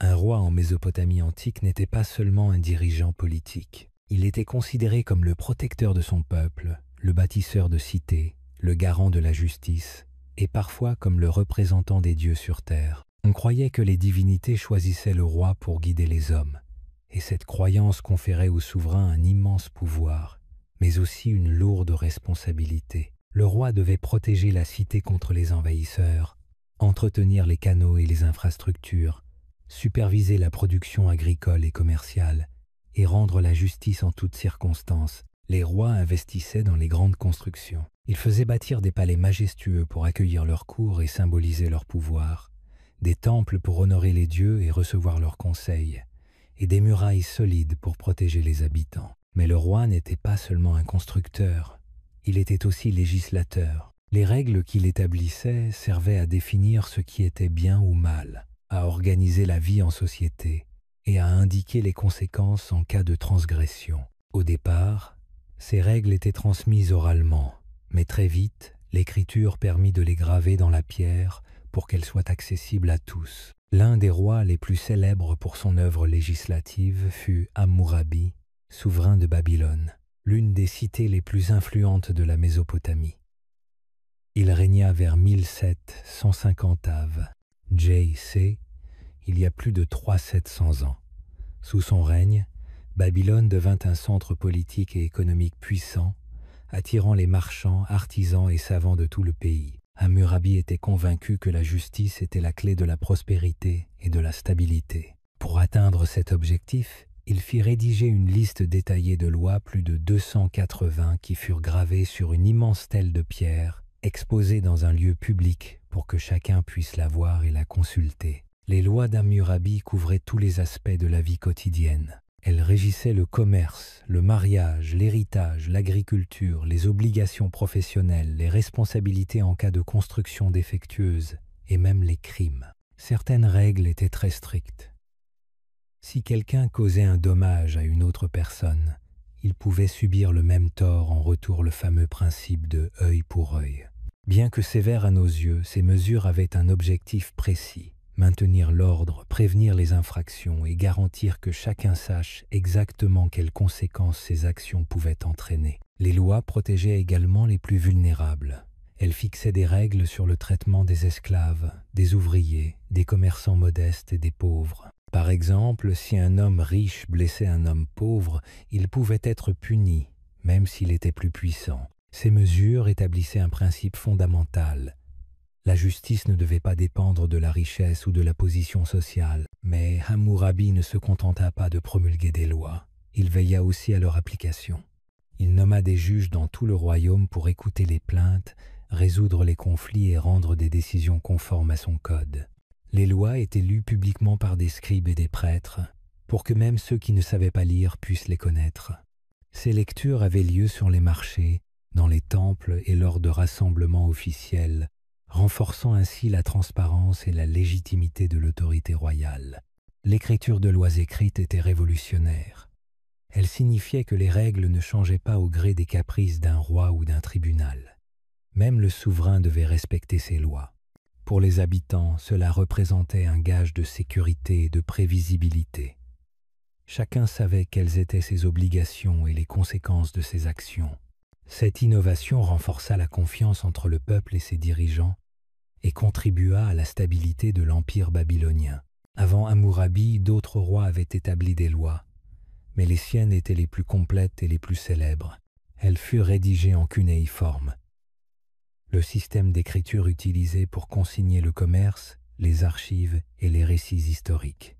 Gravées dans la pierre, elles ont traversé les millénaires, et aujourd'hui encore, elles peuvent être admirées dans les musées du monde entier. L'influence du code de Hammurabi se fit sentir bien au-delà de la Mésopotamie. Des siècles plus tard, les Grecs et les Romains s'inspirèrent de l'idée d'un système juridique écrit, structuré et public. Le principe fondamental que tous doivent être traités équitablement devant la loi demeure encore dans de nombreuses sociétés modernes. La stèle d'Hammurabi n'est pas seulement un artefact ancien. Elle symbolise l'un des jalons majeurs de l'histoire humaine, le passage d'une justice orale et arbitraire à un système codifié et accessible à tous. Être roi en Mésopotamie était une tâche complexe. Il fallait prendre des décisions difficiles, mener des guerres, superviser la construction et protéger le peuple. Mais c'était aussi un rôle de réflexion, d'écoute et de sagesse. Hammurabi reste dans la mémoire collective non seulement pour ses campagnes militaires ou ses constructions monumentales, mais surtout pour son souci de justice et d'équité. Il s'efforça de bâtir un monde où l'on pouvait vivre sans crainte, où la loi régissait les relations humaines et où la violence pouvait être limitée par la raison et les règles. Dans cette terre entre deux fleuves, où les cités naissaient et où les récits se transmettaient de génération en génération, un roi se dressa et grava sa promesse dans la pierre. Cette promesse était claire et durable, instaurer la justice pour tous.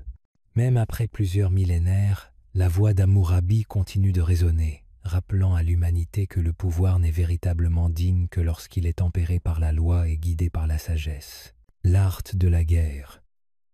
Armée, forteresse et conquête.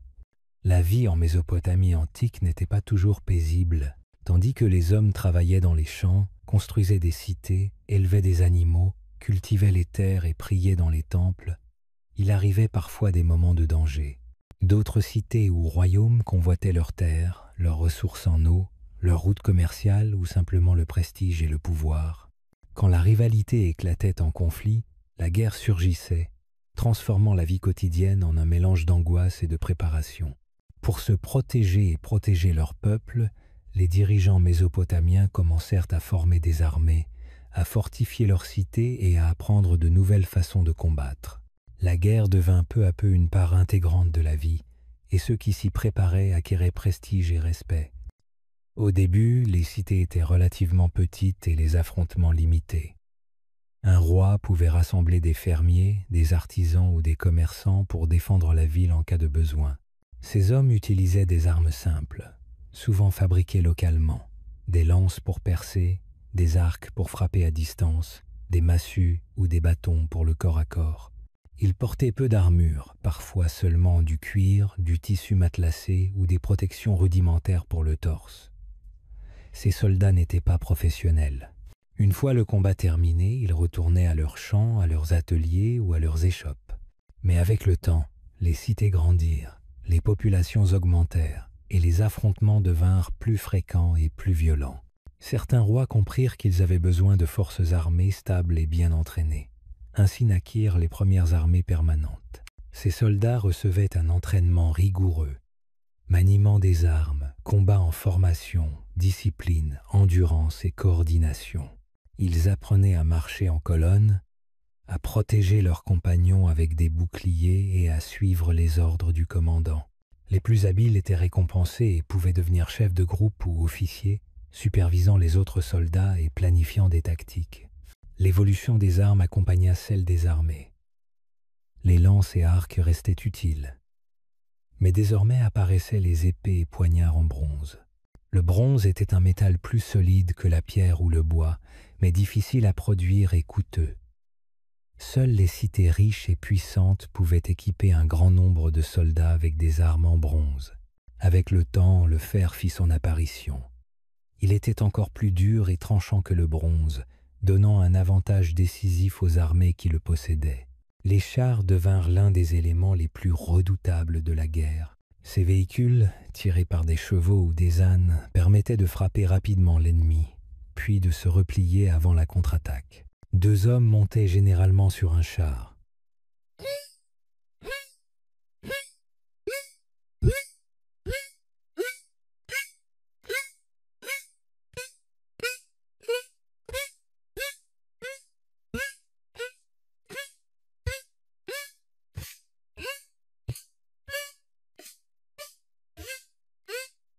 Les chars dominaient les plaines ouvertes de Mésopotamie et offraient un avantage stratégique considérable.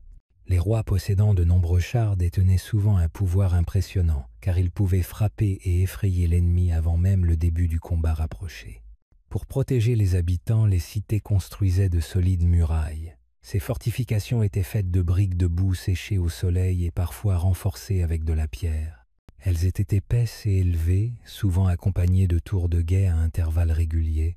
Des soldats et des sentinelles surveillaient jour et nuit depuis les remparts, observant les environs pour détecter le moindre signe d'attaque. En cas de danger, des signaux étaient envoyés, feux, torches, cloches ou drapeaux, avertissant la population de se préparer ou de se réfugier. À l'intérieur des murs, la vie continuait sous haute vigilance. Les cités conservaient des réserves de nourriture et d'eau pour permettre aux habitants de résister plusieurs jours, voire des semaines, lors d'un siège. Certaines villes avaient même des tunnels secrets pour approvisionner la cité en vivres ou en messagers, même lorsque les portes étaient fermées. Les sièges étaient éprouvants. Les habitants restaient enfermés, priaient les dieux et espéraient la fin de l'assaut. La peur, la faim et l'incertitude rythmaient les journées, mais la cohésion sociale et la discipline permettaient parfois de résister aux ennemis les plus puissants. Mais la guerre n'était pas seulement défensive.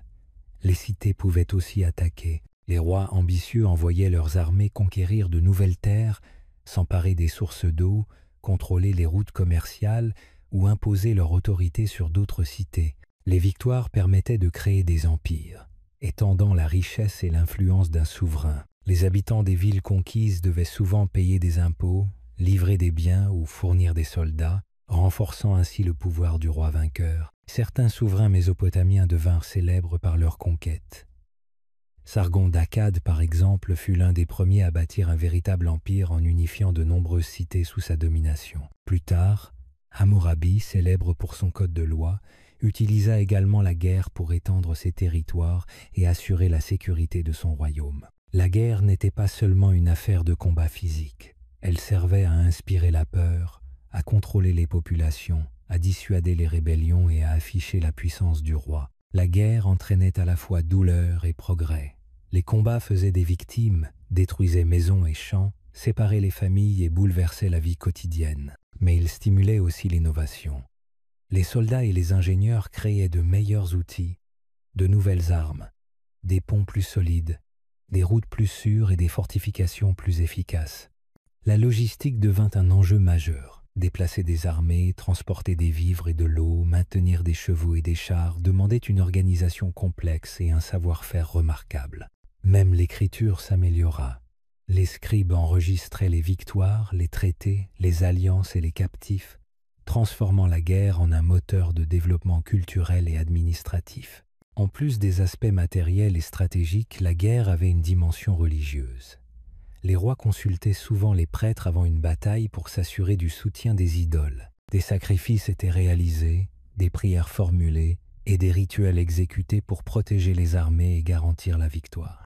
La guerre mêlait ainsi habilement le politique, le militaire et le spirituel, montrant que le conflit n'était jamais un simple échange de coups, mais une entreprise globale où chaque décision pouvait changer le destin d'un royaume ou d'une cité. Ainsi, dans la Mésopotamie antique, la guerre façonna les cités, les sociétés et les empires. Elle transforma les hommes, les armées et les royaumes, tout en stimulant la technique, l'administration, la planification et la culture. À travers les batailles et les sièges, les murs et les chars, la Mésopotamie révéla une facette essentielle de son histoire.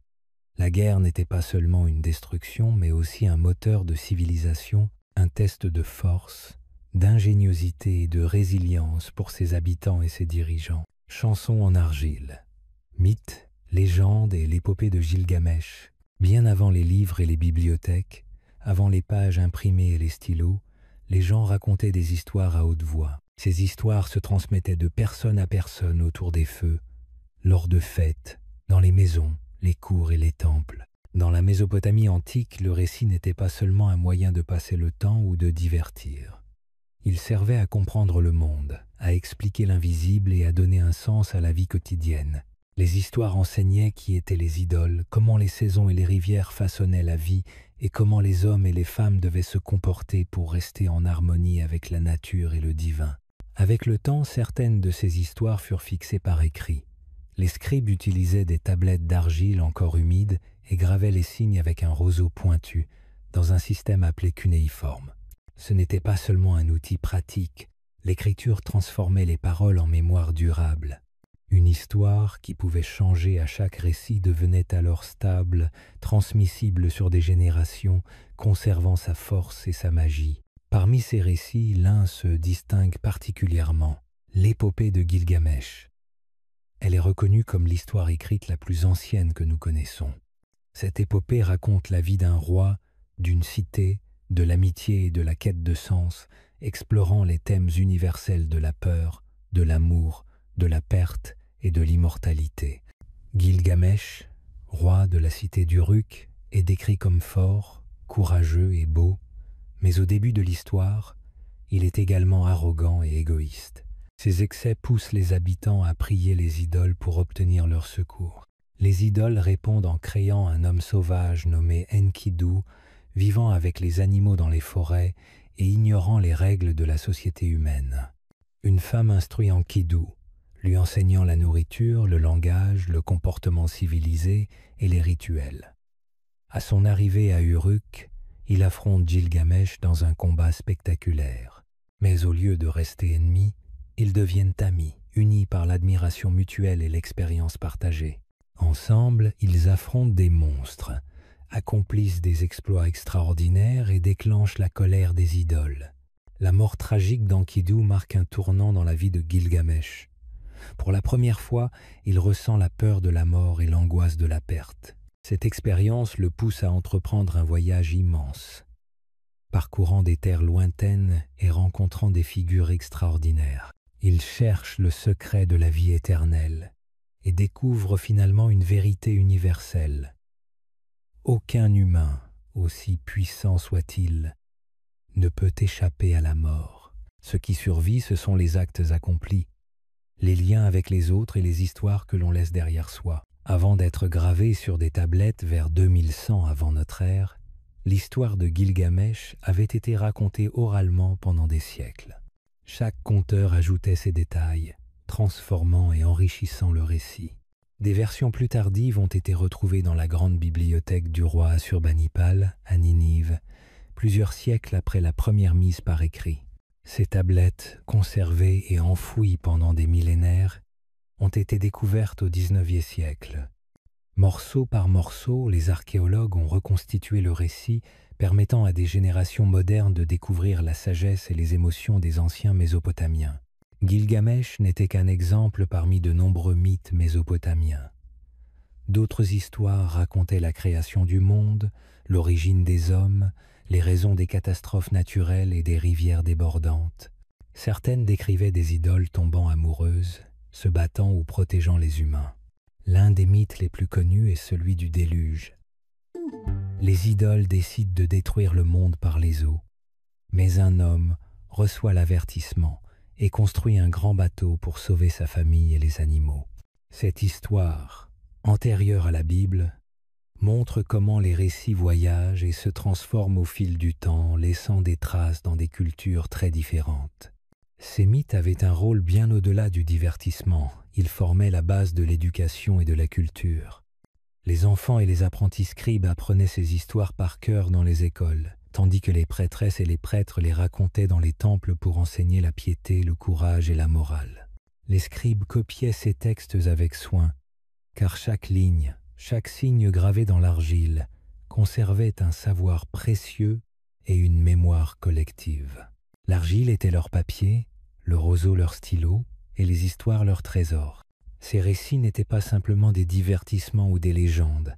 Ils étaient le lien entre les générations, la mémoire d'un peuple et l'expression de ce qui est éternel dans la vie humaine. La peur, l'espoir, l'amour et le désir de comprendre le monde. Grâce à ces histoires, la Mésopotamie, il y a 500 ans, nous parle encore aujourd'hui, nous invitant à écouter, à apprendre et à réfléchir sur notre propre existence. Femme des deux rivières, travail, statut et rôles spirituels. Dans la Mésopotamie antique, la vie était façonnée par de nombreuses choses, les rivières, la terre, les idoles et les saisons. Mais elle était aussi façonnée par les habitants eux-mêmes, et pas seulement les rois, prêtres ou guerriers. L'un des aspects les plus essentiels de la société, souvent silencieux mais puissant, était le rôle des femmes. Des maisons et des fermes au temple et au marché Elles contribuaient à maintenir le monde en place et à assurer la continuité de la vie quotidienne. Les femmes vivaient dans toutes les strates de la société. Certaines étaient les épouses de paysans modestes, travaillant au champ du lever au coucher du soleil. D'autres appartenaient à des familles riches, supervisant de grandes maisons et gérant des serviteurs. Certaines travaillaient dans les temples en tant que prêtresses, s'occupant des rituels et des offrandes, tandis que d'autres devenaient scribes, artisanes ou commerçantes. Quelques-unes possédaient des terres et géraient des biens, bénéficiant d'un statut social et économique considérable. Leurs responsabilités étaient nombreuses, et bien que les hommes détiennent souvent le pouvoir politique et militaire, les femmes détenaient un pouvoir plus subtil mais indispensable dans la vie quotidienne. La majorité des femmes s'activaient dans le foyer. Leur journée était longue et rythmée par le soleil et les besoins de la famille. Elles préparaient le pain, souvent cuit dans des fours en argile, cuisinaient les repas, allaient puiser l'eau aux rivières ou aux puits, lavaient les vêtements, nettoyaient la maison et s'occupaient des enfants. Elles filaient la laine, tissaient des vêtements et fabriquaient des cordages, des paniers ou des tapis. Dans les villages agricoles, elles participaient également aux travaux des champs, planter des graines, arroser les cultures, récolter les fruits, nourrir les animaux et parfois aider à transporter le grain vers les silos ou les marchés. Dans les villes, leur rôle s'élargissait.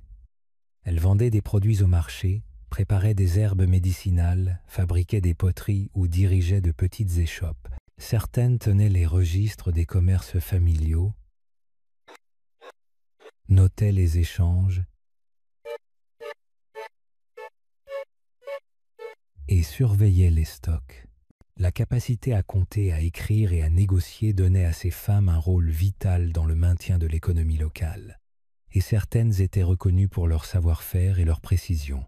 Dans les foyers aisés, les femmes supervisaient les serviteurs et assuraient la bonne organisation de la maison. Elles veillaient au stockage des grains, des boissons, des textiles et des objets précieux.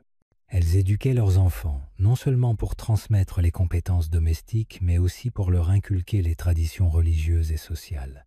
Elles planifiaient les mariages, coordonnaient les fêtes religieuses et veillaient à ce que les rituels familiaux soient respectés. Leur influence pouvait être discrète, mais elle formait le socle invisible sur lequel reposait la stabilité de la maison et de la communauté. Certaines femmes occupaient des fonctions religieuses majeures dans les temples. Les prêtresses étaient choisies pour servir les idoles et participer à la vie sacrée des cités. Elles dirigeaient les prières, organisaient les sacrifices, préparaient les offrandes et supervisaient les cérémonies.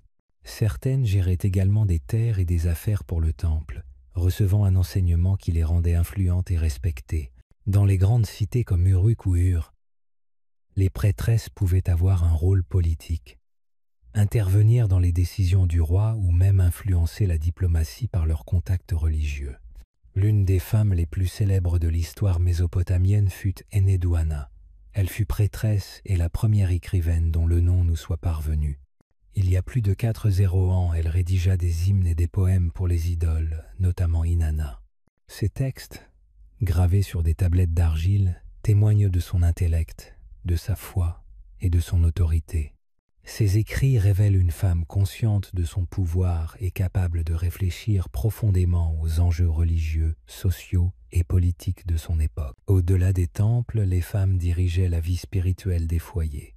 Elles enseignaient aux enfants le culte des idoles et s'assuraient que les rites quotidiens, prières, offrandes, petites cérémonies étaient respectés. En cas de maladie ou de malheur, elles allumaient des bougies, offraient des aliments aux divinités ou chantaient des hymnes pour demander la protection des dieux. Leur rôle était essentiel pour maintenir le lien entre le monde humain et le monde divin, entre la vie quotidienne et les forces invisibles qui régissaient la nature. Le mariage occupait une place centrale dans la vie des femmes. La plupart se mariaient jeunes, souvent à l'adolescence. Ces unions n'étaient pas seulement personnelles, elles liaient des familles, des terres et des richesses. Après le mariage, la femme rejoignait la maison de son mari et devenait membre intégrante de sa famille, avec des obligations et des droits précis. Le mariage apportait aussi une certaine protection. Le mari devait pourvoir aux besoins de sa famille, tandis que la femme gérait le foyer, les enfants et parfois les affaires domestiques. Les lois de l'époque prévoyaient des protections, par exemple si une femme était abandonnée ou maltraitée, mais elles restaient souvent limitées selon nos standards modernes. Néanmoins, de nombreuses femmes trouvaient des moyens de s'affirmer et d'influencer la vie familiale et communautaire. Toutes les femmes n'étaient pas mariées ou confinées au foyer. Certaines choisissaient de rester dans les temples toute leur vie, servant les idoles et occupant des postes prestigieux. D'autres devenaient sages-femmes, transmettant leur savoir pour aider d'autres femmes à mettre au monde des enfants en toute sécurité. Certaines exerçaient le métier de guérisseuse, utilisant plantes, remèdes et prières pour soigner maladies et blessures. D'autres encore étaient musiciennes ou danseuses, divertissant lors des cérémonies et des fêtes. Quelques femmes possédaient des boutiques, dirigeaient des auberges ou accompagnaient des caravanes commerciales à travers la Mésopotamie et au-delà. Elles participaient activement à l'économie et au commerce, parfois à des milliers de kilomètres de leur foyer. Les femmes mésopotamiennes maîtrisaient des savoir-faire complexes. Elles filaient et tissaient la laine, le lin et d'autres fibres naturelles pour créer vêtements, tapis et rideaux. Elles maîtrisaient l'art de la poterie, de la fabrication de bijoux et de la décoration de tablettes. Elles connaissaient les propriétés des herbes, des minéraux et des huiles et pouvaient soigner blessures et maladies. Certaines savaient écrire et compter, transmettant ce savoir à leurs enfants ou aux apprentis. Cette expertise leur donnait un rôle central dans la transmission culturelle, sociale et spirituelle de la civilisation. Enfin, les femmes participaient pleinement à la mémoire collective et aux traditions. Elles racontaient des histoires, chantaient des hymnes, transmettaient des légendes et des contes sur les idoles, les rivières et les anciens héros. Elles étaient les gardiennes de l'histoire locale, conservant les souvenirs et les enseignements sur des générations. Grâce à elles, la société mésopotamienne ne se limitait pas à la survie matérielle, mais s'enrichissait d'un patrimoine spirituel et culturel, précieux pour le maintien de l'identité et de la cohésion de la communauté. La rivière le sait. Inondations, famine et la peur de la nature. Dans la Mésopotamie antique, la terre donnait la vie, mais elle pouvait aussi apporter la destruction. Les habitants dépendaient de la nature pour tout. La pluie, le soleil, le sol et surtout les rivières rendaient la vie possible. Mais la nature pouvait aussi se montrer sauvage et cruelle. Quand les rivières débordaient trop, ou pas du tout, les récoltes échouaient. Quand le soleil brûlait trop ou que les vents soufflaient sec, la famine suivait. À ces époques, les gens apprenaient combien ils pouvaient se sentir petits et impuissants face à un monde plus grand qu'eux. Ils apprenaient à craindre la nature et à la respecter. Les deux grandes rivières de Mésopotamie, le Tigre et l'Euphrate, étaient à la fois une bénédiction et une menace. La plupart du temps, elles apportaient de l'eau pour l'agriculture. Quand elles débordaient juste ce qu'il fallait, elles laissaient derrière elles un sol riche et humide, parfait pour planter l'orge, le blé, les dattes et les légumes. Les agriculteurs, armés de pelles et de houx, préparaient les champs et semaient les graines en suivant les anciennes observations du ciel et des saisons. Mais lorsque les crues étaient trop fortes, elles détruisaient des maisons, noyaient les champs et emportaient les animaux. Quand les rivières ne débordaient pas du tout, la terre se desséchait, les récoltes mouraient et les gens souffraient de la faim. Contrairement au Nil en Égypte, qui avait une crue relativement régulière et prévisible, les rivières mésopotamiennes étaient capricieuses. Une année, la crue pouvait arriver tôt, surprenant les paysans qui avaient déjà semé. L'année suivante, elle pouvait être tardive ou violente, submergeant les champs avant la récolte. Les habitants ne savaient jamais exactement à quoi s'attendre. Cette incertitude rendait l'agriculture difficile et la vie quotidienne pleine de risques. Pour tenter de maîtriser ces forces, ils construisirent des canaux, des fossés et des digues pour contrôler l'eau. Ils apprirent à la guider vers leurs champs ou à la stocker pour les périodes sèches. Ces systèmes étaient ingénieux et avancés pour l'époque. Mais ils ne pouvaient jamais arrêter complètement la nature. Quand les rivières échouaient ou débordaient, les conséquences pouvaient être terribles. Une grande inondation pouvait anéantir tout un village, emporter des maisons entières et faire disparaître des troupeaux. Une année sans pluie suffisante pouvait provoquer la famine. Les cultures ne poussaient pas, les animaux mouraient et les habitants devaient se déplacer, mendier ou se battre pour survivre. Ces catastrophes laissaient des marques profondes dans la mémoire des habitants et dans leurs récits, transmis de génération en génération, L'une des histoires les plus célèbres de Mésopotamie raconte un immense déluge. Dans l'épopée de Gilgamesh, un homme nommé Utnapishtim est averti par les idoles d'une inondation destinée à détruire le monde. Il construit un grand bateau et sauve sa vie, celle de sa famille et des animaux.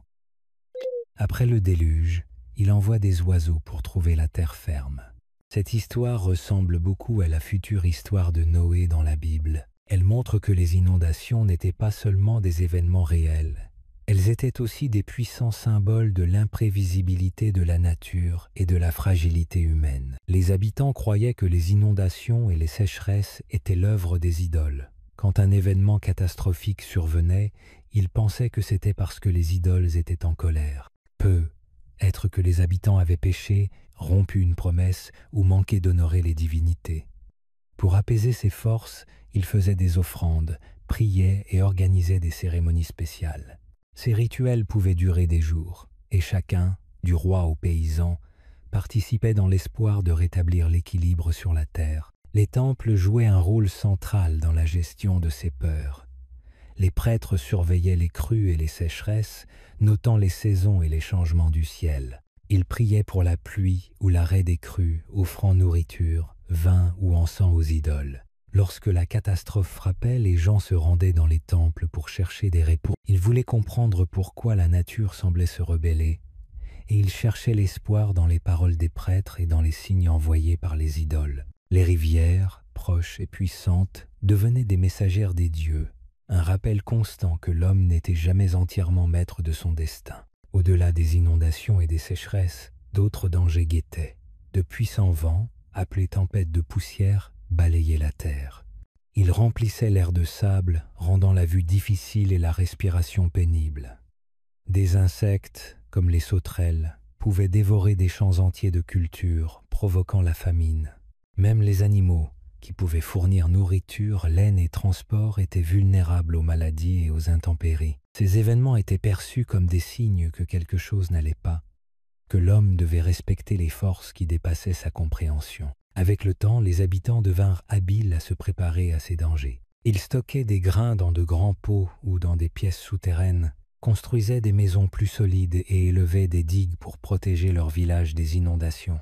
Ils plantaient différents types de cultures pour que si l'une échouait, une autre puisse survivre.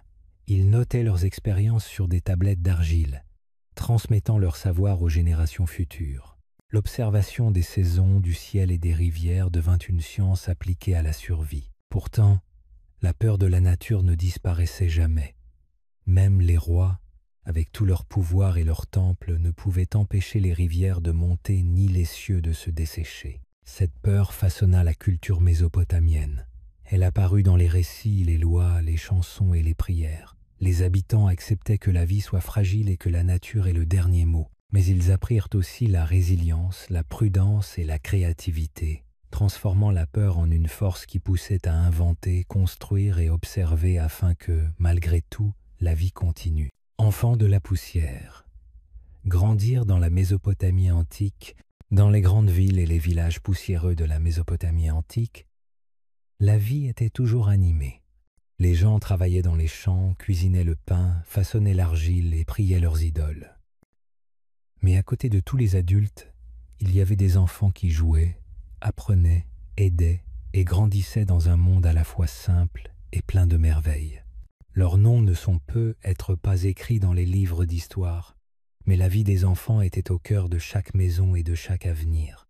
Les enfants naissaient dans un monde de briques d'argile, de rivières tumultueuses et de l'odeur de la terre après la pluie. La naissance était à la fois un moment de joie et un moment risqué. Les familles espéraient des bébés en bonne santé, et les mères étaient aidées par des sages-femmes, des femmes expérimentées dans l'accouchement. Après la naissance, le bébé était lavé et enveloppé, et une petite cérémonie pouvait être organisée pour demander la protection des idoles. Donner un nom à un enfant était important. Les parents choisissaient souvent des noms liés aux idoles ou des noms reflétant leurs espoirs comme « béni par Enlil » ou « protégé par la rivière ». On croyait que ces noms apportaient chance ou sécurité. Si un enfant survivait aux premières années dangereuses de la vie, la famille se sentait véritablement bénie. Les nourrissons et les tout-petits restaient proches de leur mère. Ils étaient nourris à la main, portés sur le dos ou sur les hanches et maintenus au chaud avec des tissus tissés. Les jouets en argile, en bois ou en pierre étaient courants. Certains avaient la forme d'animaux, de charrettes ou de petits personnages. D'autres étaient des hochets, des toupies ou des balles. Les enfants jouaient à des jeux simples dans les cours et le long des rues poussiéreuses. Les rires, comme aujourd'hui, étaient le signe d'une enfance saine. En grandissant, les enfants commençaient à accomplir de petites tâches. Les garçons pouvaient suivre leur père dans les champs, aider à porter de l'eau ou apprendre à fabriquer des briques. Les filles aidaient leur mère à cuire le pain, filer la laine ou surveiller les plus jeunes. Ces tâches quotidiennes étaient des leçons. Chaque action enseignait quelque chose d'utile, comment vivre, travailler et faire partie d'une famille. La plupart des enfants n'allaient pas à l'école. Ils apprenaient en observant et en faisant. Mais dans les familles aisées, surtout celles liées au temple ou au palais, les garçons pouvaient devenir scribes. Les scribes étaient très respectés car ils savaient lire et écrire en cunéiforme, le système d'écriture composé de signes en forme de coins sur des tablettes d'argile. Devenir scribe n'était pas facile. Les garçons commençaient l'école très jeunes, parfois vers 6 ou 7 ans. Ils allaient dans un endroit spécial appelé « maison des tablettes » ou « éduba », où ils apprenaient auprès d'un enseignant appelé « père d'école ». Ils s'exerçaient à écrire encore et encore sur de petites tablettes d'argile, copiant mots, chiffres et listes. Au début, ils utilisaient leurs doigts ou de petits bâtons, puis un calame en roseau. L'école des scribes était stricte. Les erreurs étaient corrigées par la discipline, et les élèves paresseux se faisaient gronder. Mais pour ceux qui réussissaient, l'avenir était prometteur. Les scribes pouvaient travailler dans les temples, les tribunaux ou les marchés. Ils pouvaient rédiger des lettres, tenir des registres ou même aider à faire les lois. Le savoir d'un scribe lui donnait pouvoir et statut dans la société. Les filles allaient rarement à l'école des scribes, mais cela ne voulait pas dire qu'elles n'apprenaient rien. Chez elles acquéraient des compétences tout aussi importantes. Gérer un foyer, cuisiner, coudre et prendre soin des autres. Certaines devenaient prêtresses, guérisseuses ou commerçantes. Quelques-unes possédaient même des terres ou des entreprises. Bien que leur éducation fût différente, beaucoup de filles étaient intelligentes, habiles et fortes. Les enfants apprenaient aussi par les histoires. Parents et grands-parents racontaient des récits sur les idoles, les héros et les rois anciens. L'histoire de Gilgamesh, par exemple, pouvait être contée aux enfants avant même qu'ils sachent la lire. Ces histoires enseignaient le courage, la bonté et le respect envers les idoles. Les enfants de Mésopotamie grandissaient donc entourés de soins, de jeux et d'apprentissages pratiques. Chaque jour apportait une leçon, chaque tâche un savoir, chaque histoire une morale. Même si la vie pouvait être dure et dangereuse, elle était aussi remplie de rires, de découvertes et de moments de famille précieux. Les enfants faisaient partie intégrante du monde qui les entourait, et leur présence assurait que les traditions, les connaissances et les espoirs de la société continuaient à vivre. À mesure qu'ils grandissaient, ils prenaient place dans le cycle de la vie mésopotamienne, apprenant à cultiver, à travailler, à observer les rivières et à respecter les idoles. Chaque génération portait en elle les expériences et le savoir de la précédente, garantissant que, malgré les dangers et les défis, la vie et la culture de la Mésopotamie se poursuivaient. Enfants et adultes formaient une communauté où chacun avait un rôle. Et les enfants, par leur énergie, leur curiosité et leur apprentissage, contribuaient à la vitalité et à l'avenir de leur monde. Ils étaient le souffle de la vie quotidienne, les gardiens des traditions et l'espoir de jours meilleurs. Leurs jeux, leurs efforts et leurs histoires tissaient le tissu de la société, faisant des enfants de la Mésopotamie antique des participants essentiels à la survie et à la prospérité de leur civilisation. Chaque enfant, même dans les rues poussiéreuses et les cours ensoleillés, était un petit univers à lui seul, curieux, joueur, attentif et apprenant. Grandir en Mésopotamie signifiait apprendre la vie à travers l'expérience, le travail et le récit. C'était une enfance façonnée par la terre, l'eau et la culture, mais remplie de rires, de leçons et d'amour. Vent du commerce, navires, ânes et routes lointaines, la Mésopotamie antique n'était pas seulement un pays de paysans, de prêtres et de bâtisseurs, c'était aussi une terre en mouvement. Les marchandises, Les idées et les personnes circulaient sans cesse à dos d'âne sur des routes sèches, à bord de bateaux sur de larges rivières, ou à pied en longue file dans les marchés poussiéreux. Le commerce était le souffle des villes, les maintenant vivantes et en expansion. Grâce au commerce, la Mésopotamie se reliait à des contrées lointaines, même au-delà des déserts et des montagnes. Les deux grands fleuves, le Tigre et l'Euphrate, n'étaient pas seulement des sources d'eau, ils étaient de véritables autoroutes. Des bateaux en bois, parfois couverts de roseaux pour protéger la cargaison et les marins du soleil, naviguaient sur ces rivières, transportant des marchandises entre les villes. Certains bateaux étaient simples et ronds, faits pour flotter lentement avec le courant.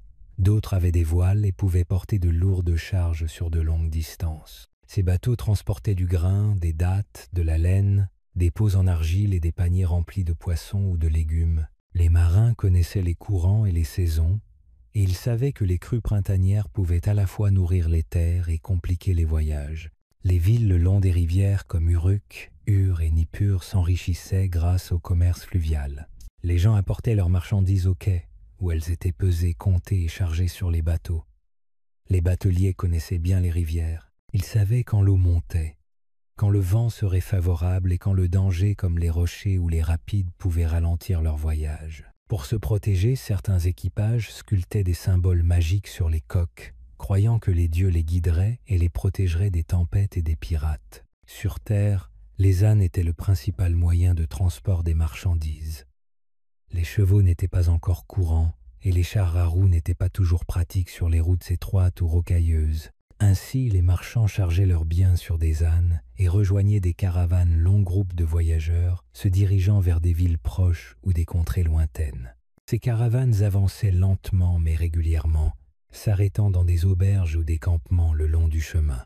Parfois, elles traversaient des déserts brûlants ou des collines escarpées, et il n'était pas rare qu'elles emportent des provisions pour plusieurs semaines, ainsi que de l'eau conservée dans des amphores. Que commerçaient-ils? Presque tout.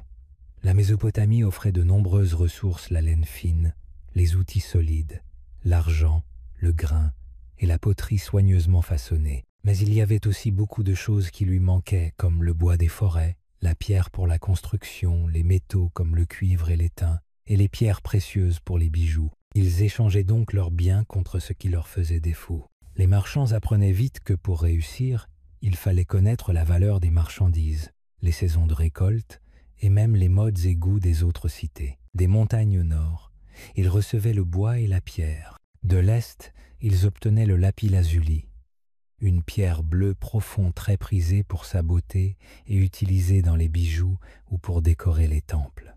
Du sud, à travers le golfe Persique, venaient le cuivre, l'or et les épices. De l'ouest, les marchands apportaient vin, huile d'olive et tissus fins. Chaque voyage commercial apportait de nouvelles choses et de nouvelles idées. Parfois, un simple récipient ou un morceau de tissu devenait le point de départ d'une nouvelle technique, comme la teinture ou le tissage, qui se diffusait rapidement à travers toute la région.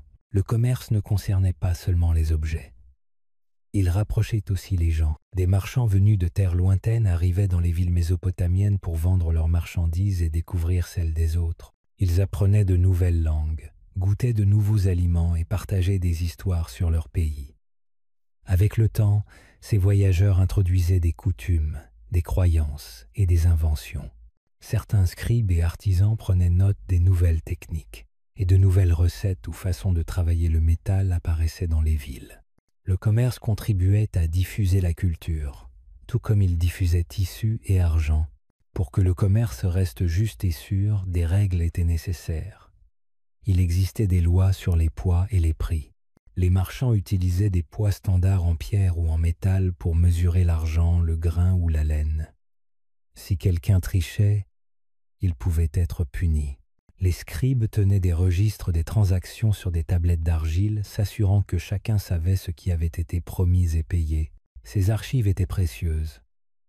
Elles permettaient de suivre les dettes, de calculer les taxes et de résoudre les litiges sans conflit. Parfois, temples et rois contrôlaient le commerce. Dans certaines villes, les temples possédaient de grandes fermes, des troupeaux et des ateliers. Ils échangeaient leurs produits contre ceux dont le temple avait besoin: métal pour les outils, bois pour les constructions ou encens pour les cérémonies. Les rois envoyaient aussi des messagers ou des caravanes pour commercer au nom de la cité. Ces voyages pouvaient être longs et dangereux, et ils se faisaient parfois escorter par des gardes. Certains rois organisaient même des foires annuelles où marchands et artisans se rencontraient pour échanger marchandises et nouvelles techniques. Les marchés étaient des lieux animés où le commerce avait lieu tous les jours.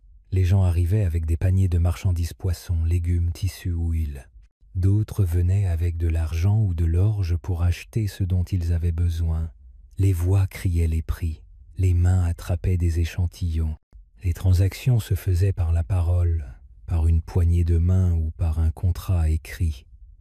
Les enfants regardaient, apprenant comment le commerce faisait vivre la ville. Les marchés étaient aussi des lieux de divertissement où des conteurs et des musiciens venaient jouer, rendant l'expérience du commerce plus vivante et conviviale. Parfois, la diplomatie suivait le commerce. Lorsque deux villes commerçaient souvent, elles échangeaient aussi messages, cadeaux ou même arrangeaient des mariages. La paix pouvait naître du commerce, car les villes voyaient l'intérêt de collaborer. Bien sûr, tout le commerce n'était pas pacifique. Parfois, des cités se disputaient des routes commerciales ou attaquaient des caravanes. Mais la plupart des marchands préféraient la paix, c'était bon pour les affaires. Et peu à peu, grâce à tous ces échanges et rencontres, la Mésopotamie devint non seulement un centre économique, mais aussi un véritable carrefour culturel où naissaient idées, inventions et histoires. Écho dans la terre, ce qui reste de la première civilisation du monde, le monde de la Mésopotamie ancienne a disparu il y a des milliers d'années. Les villes se sont tues. Les temples se sont effondrés. Les grands rois sont morts et les cours des fleuves ont changé.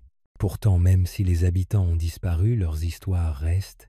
Leurs voix, leurs outils, leurs œuvres et leurs idées ont été laissés derrière eux ensevelis dans la terre, attendant d'être découverts. Ce sont les échos de la première grande civilisation du monde. Et aujourd'hui encore, ils nous parlent. Pendant longtemps, on a oublié la Mésopotamie. Les villes d'Ur, d'Uruk et de Babylone devinrent des monticules de poussière dans le désert. Les voyageurs les franchissaient sans savoir ce qui se cachait dessous. Les habitants leur donnèrent de nouveaux noms et le monde continua sa route. Mais au XIXe siècle, quelque chose changea. Des explorateurs, des savants et des archéologues venus du monde entier commencèrent à creuser. Ce qu'ils découvrirent les stupéfia. Ils mirent au jour des briques portant d'étranges marques l'écriture cunéiforme. Ils trouvèrent des statues, des bijoux, des armes et des temples. Petit à petit, l'histoire de la Mésopotamie reprit vie. L'une des découvertes les plus célèbres fut la ville d'Ur, où l'archéologue britannique Leonard Woolley découvrit un tombeau royal rempli d'or, d'argent et de magnifiques œuvres d'art. Il y avait des instruments de musique, des casques et même des jeux de société. Ces trésors montraient que les Mésopotamiens n'étaient pas seulement des bâtisseurs, ils étaient artistes, musiciens et rêveurs. Les découvertes les plus importantes furent les tablettes d'argile. Ces petits morceaux d'argile cuite contenaient les écrits des anciens habitants. Certaines tablaient les provisions alimentaires, d'autres consignaient des affaires commerciales, des lettres ou des chansons. Et certaines contenaient des épopées, comme l'épopée de Gilgamesh. Ces tablettes étaient des fenêtres sur un monde oublié. Elles montraient ce en quoi les gens croyaient, comment ils vivaient et ce qu'ils pensaient. Aujourd'hui, des milliers de ces tablettes reposent dans des musées à travers le monde à Londres, Paris, Bagdad et New York. Les spécialistes continuent de les lire et de les traduire, apprenant davantage chaque année. De nouvelles découvertes sont encore faites.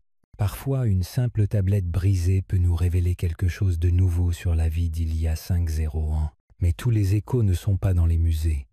Certains restent dans le sol, dans des lieux trop dangereux ou difficiles à fouiller.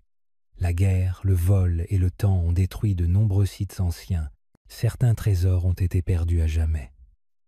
D'autres sont cachés dans des collections privées. Protéger ce qui reste est un défi. Mais de nombreuses personnes, archéologues, historiens et même villageois locaux travaillent dur pour maintenir vivante la mémoire de la Mésopotamie. Pourquoi cela importe-t-il?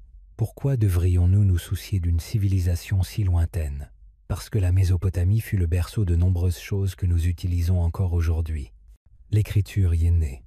Les écoles, les impôts, les bibliothèques et les villes ont commencé ici. Le calendrier sur votre mur, l'horloge que vous consultez, et les lois qui régissent votre pays trouvent toutes leurs racines dans cette région. En regardant la Mésopotamie, on voit le début de la civilisation, la première fois où des humains construisirent de grandes villes, organisèrent des gouvernements et consignèrent leurs pensées. On y voit aussi le commencement de la créativité humaine. Musique, poésie, art et histoire. Ces gens menaient une vie difficile, affrontant les inondations, les guerres et la faim, et pourtant, ils trouvaient du temps pour la beauté, le culte et l'amour. Même aujourd'hui, l'esprit de la Mésopotamie est avec nous. On l'entend dans les histoires transmises au fil des âges. On le voit dans notre manière d'écrire, de mesurer le temps et de résoudre des problèmes. Les habitants de Mésopotamie n'étaient pas si différents de nous. Ils riaient, pleuraient, travaillaient et espéraient. Ils se posaient les mêmes grandes questions. Pourquoi sommes-nous ici? Que se passe-t-il après la mort? Comment vivre une bonne vie? Leurs réponses ont pu être différentes, mais leurs questions demeurent. Dans les écoles et les livres, la Mésopotamie est souvent appelée le berceau de la civilisation, parce que c'était l'un des premiers endroits où les hommes commencèrent à vivre en société organisée et importante. Mais c'était plus qu'un commencement, c'était une lumière éclatante dans le monde ancien. Ses habitants ont façonné l'histoire d'une manière qu'ils n'auraient jamais pu imaginer. Quand vous traversez un musée, lisez un livre ou regardez une carte, souvenez-vous de cette terre entre deux fleuves. Souvenez-vous des fermiers qui façonnaient la terre, des scribes qui pressaient des marques dans l'argile, des rois qui bâtissaient des ziggourats et des enfants qui jouaient dans les cours poussiéreuses. Leur monde a disparu, mais leur écho reste. Ils vibrent dans la terre. Ils murmurent à travers les briques. Ils chantent depuis l'argile. Ils nous rappellent que même les plus anciennes histoires font toujours partie de ce que nous sommes.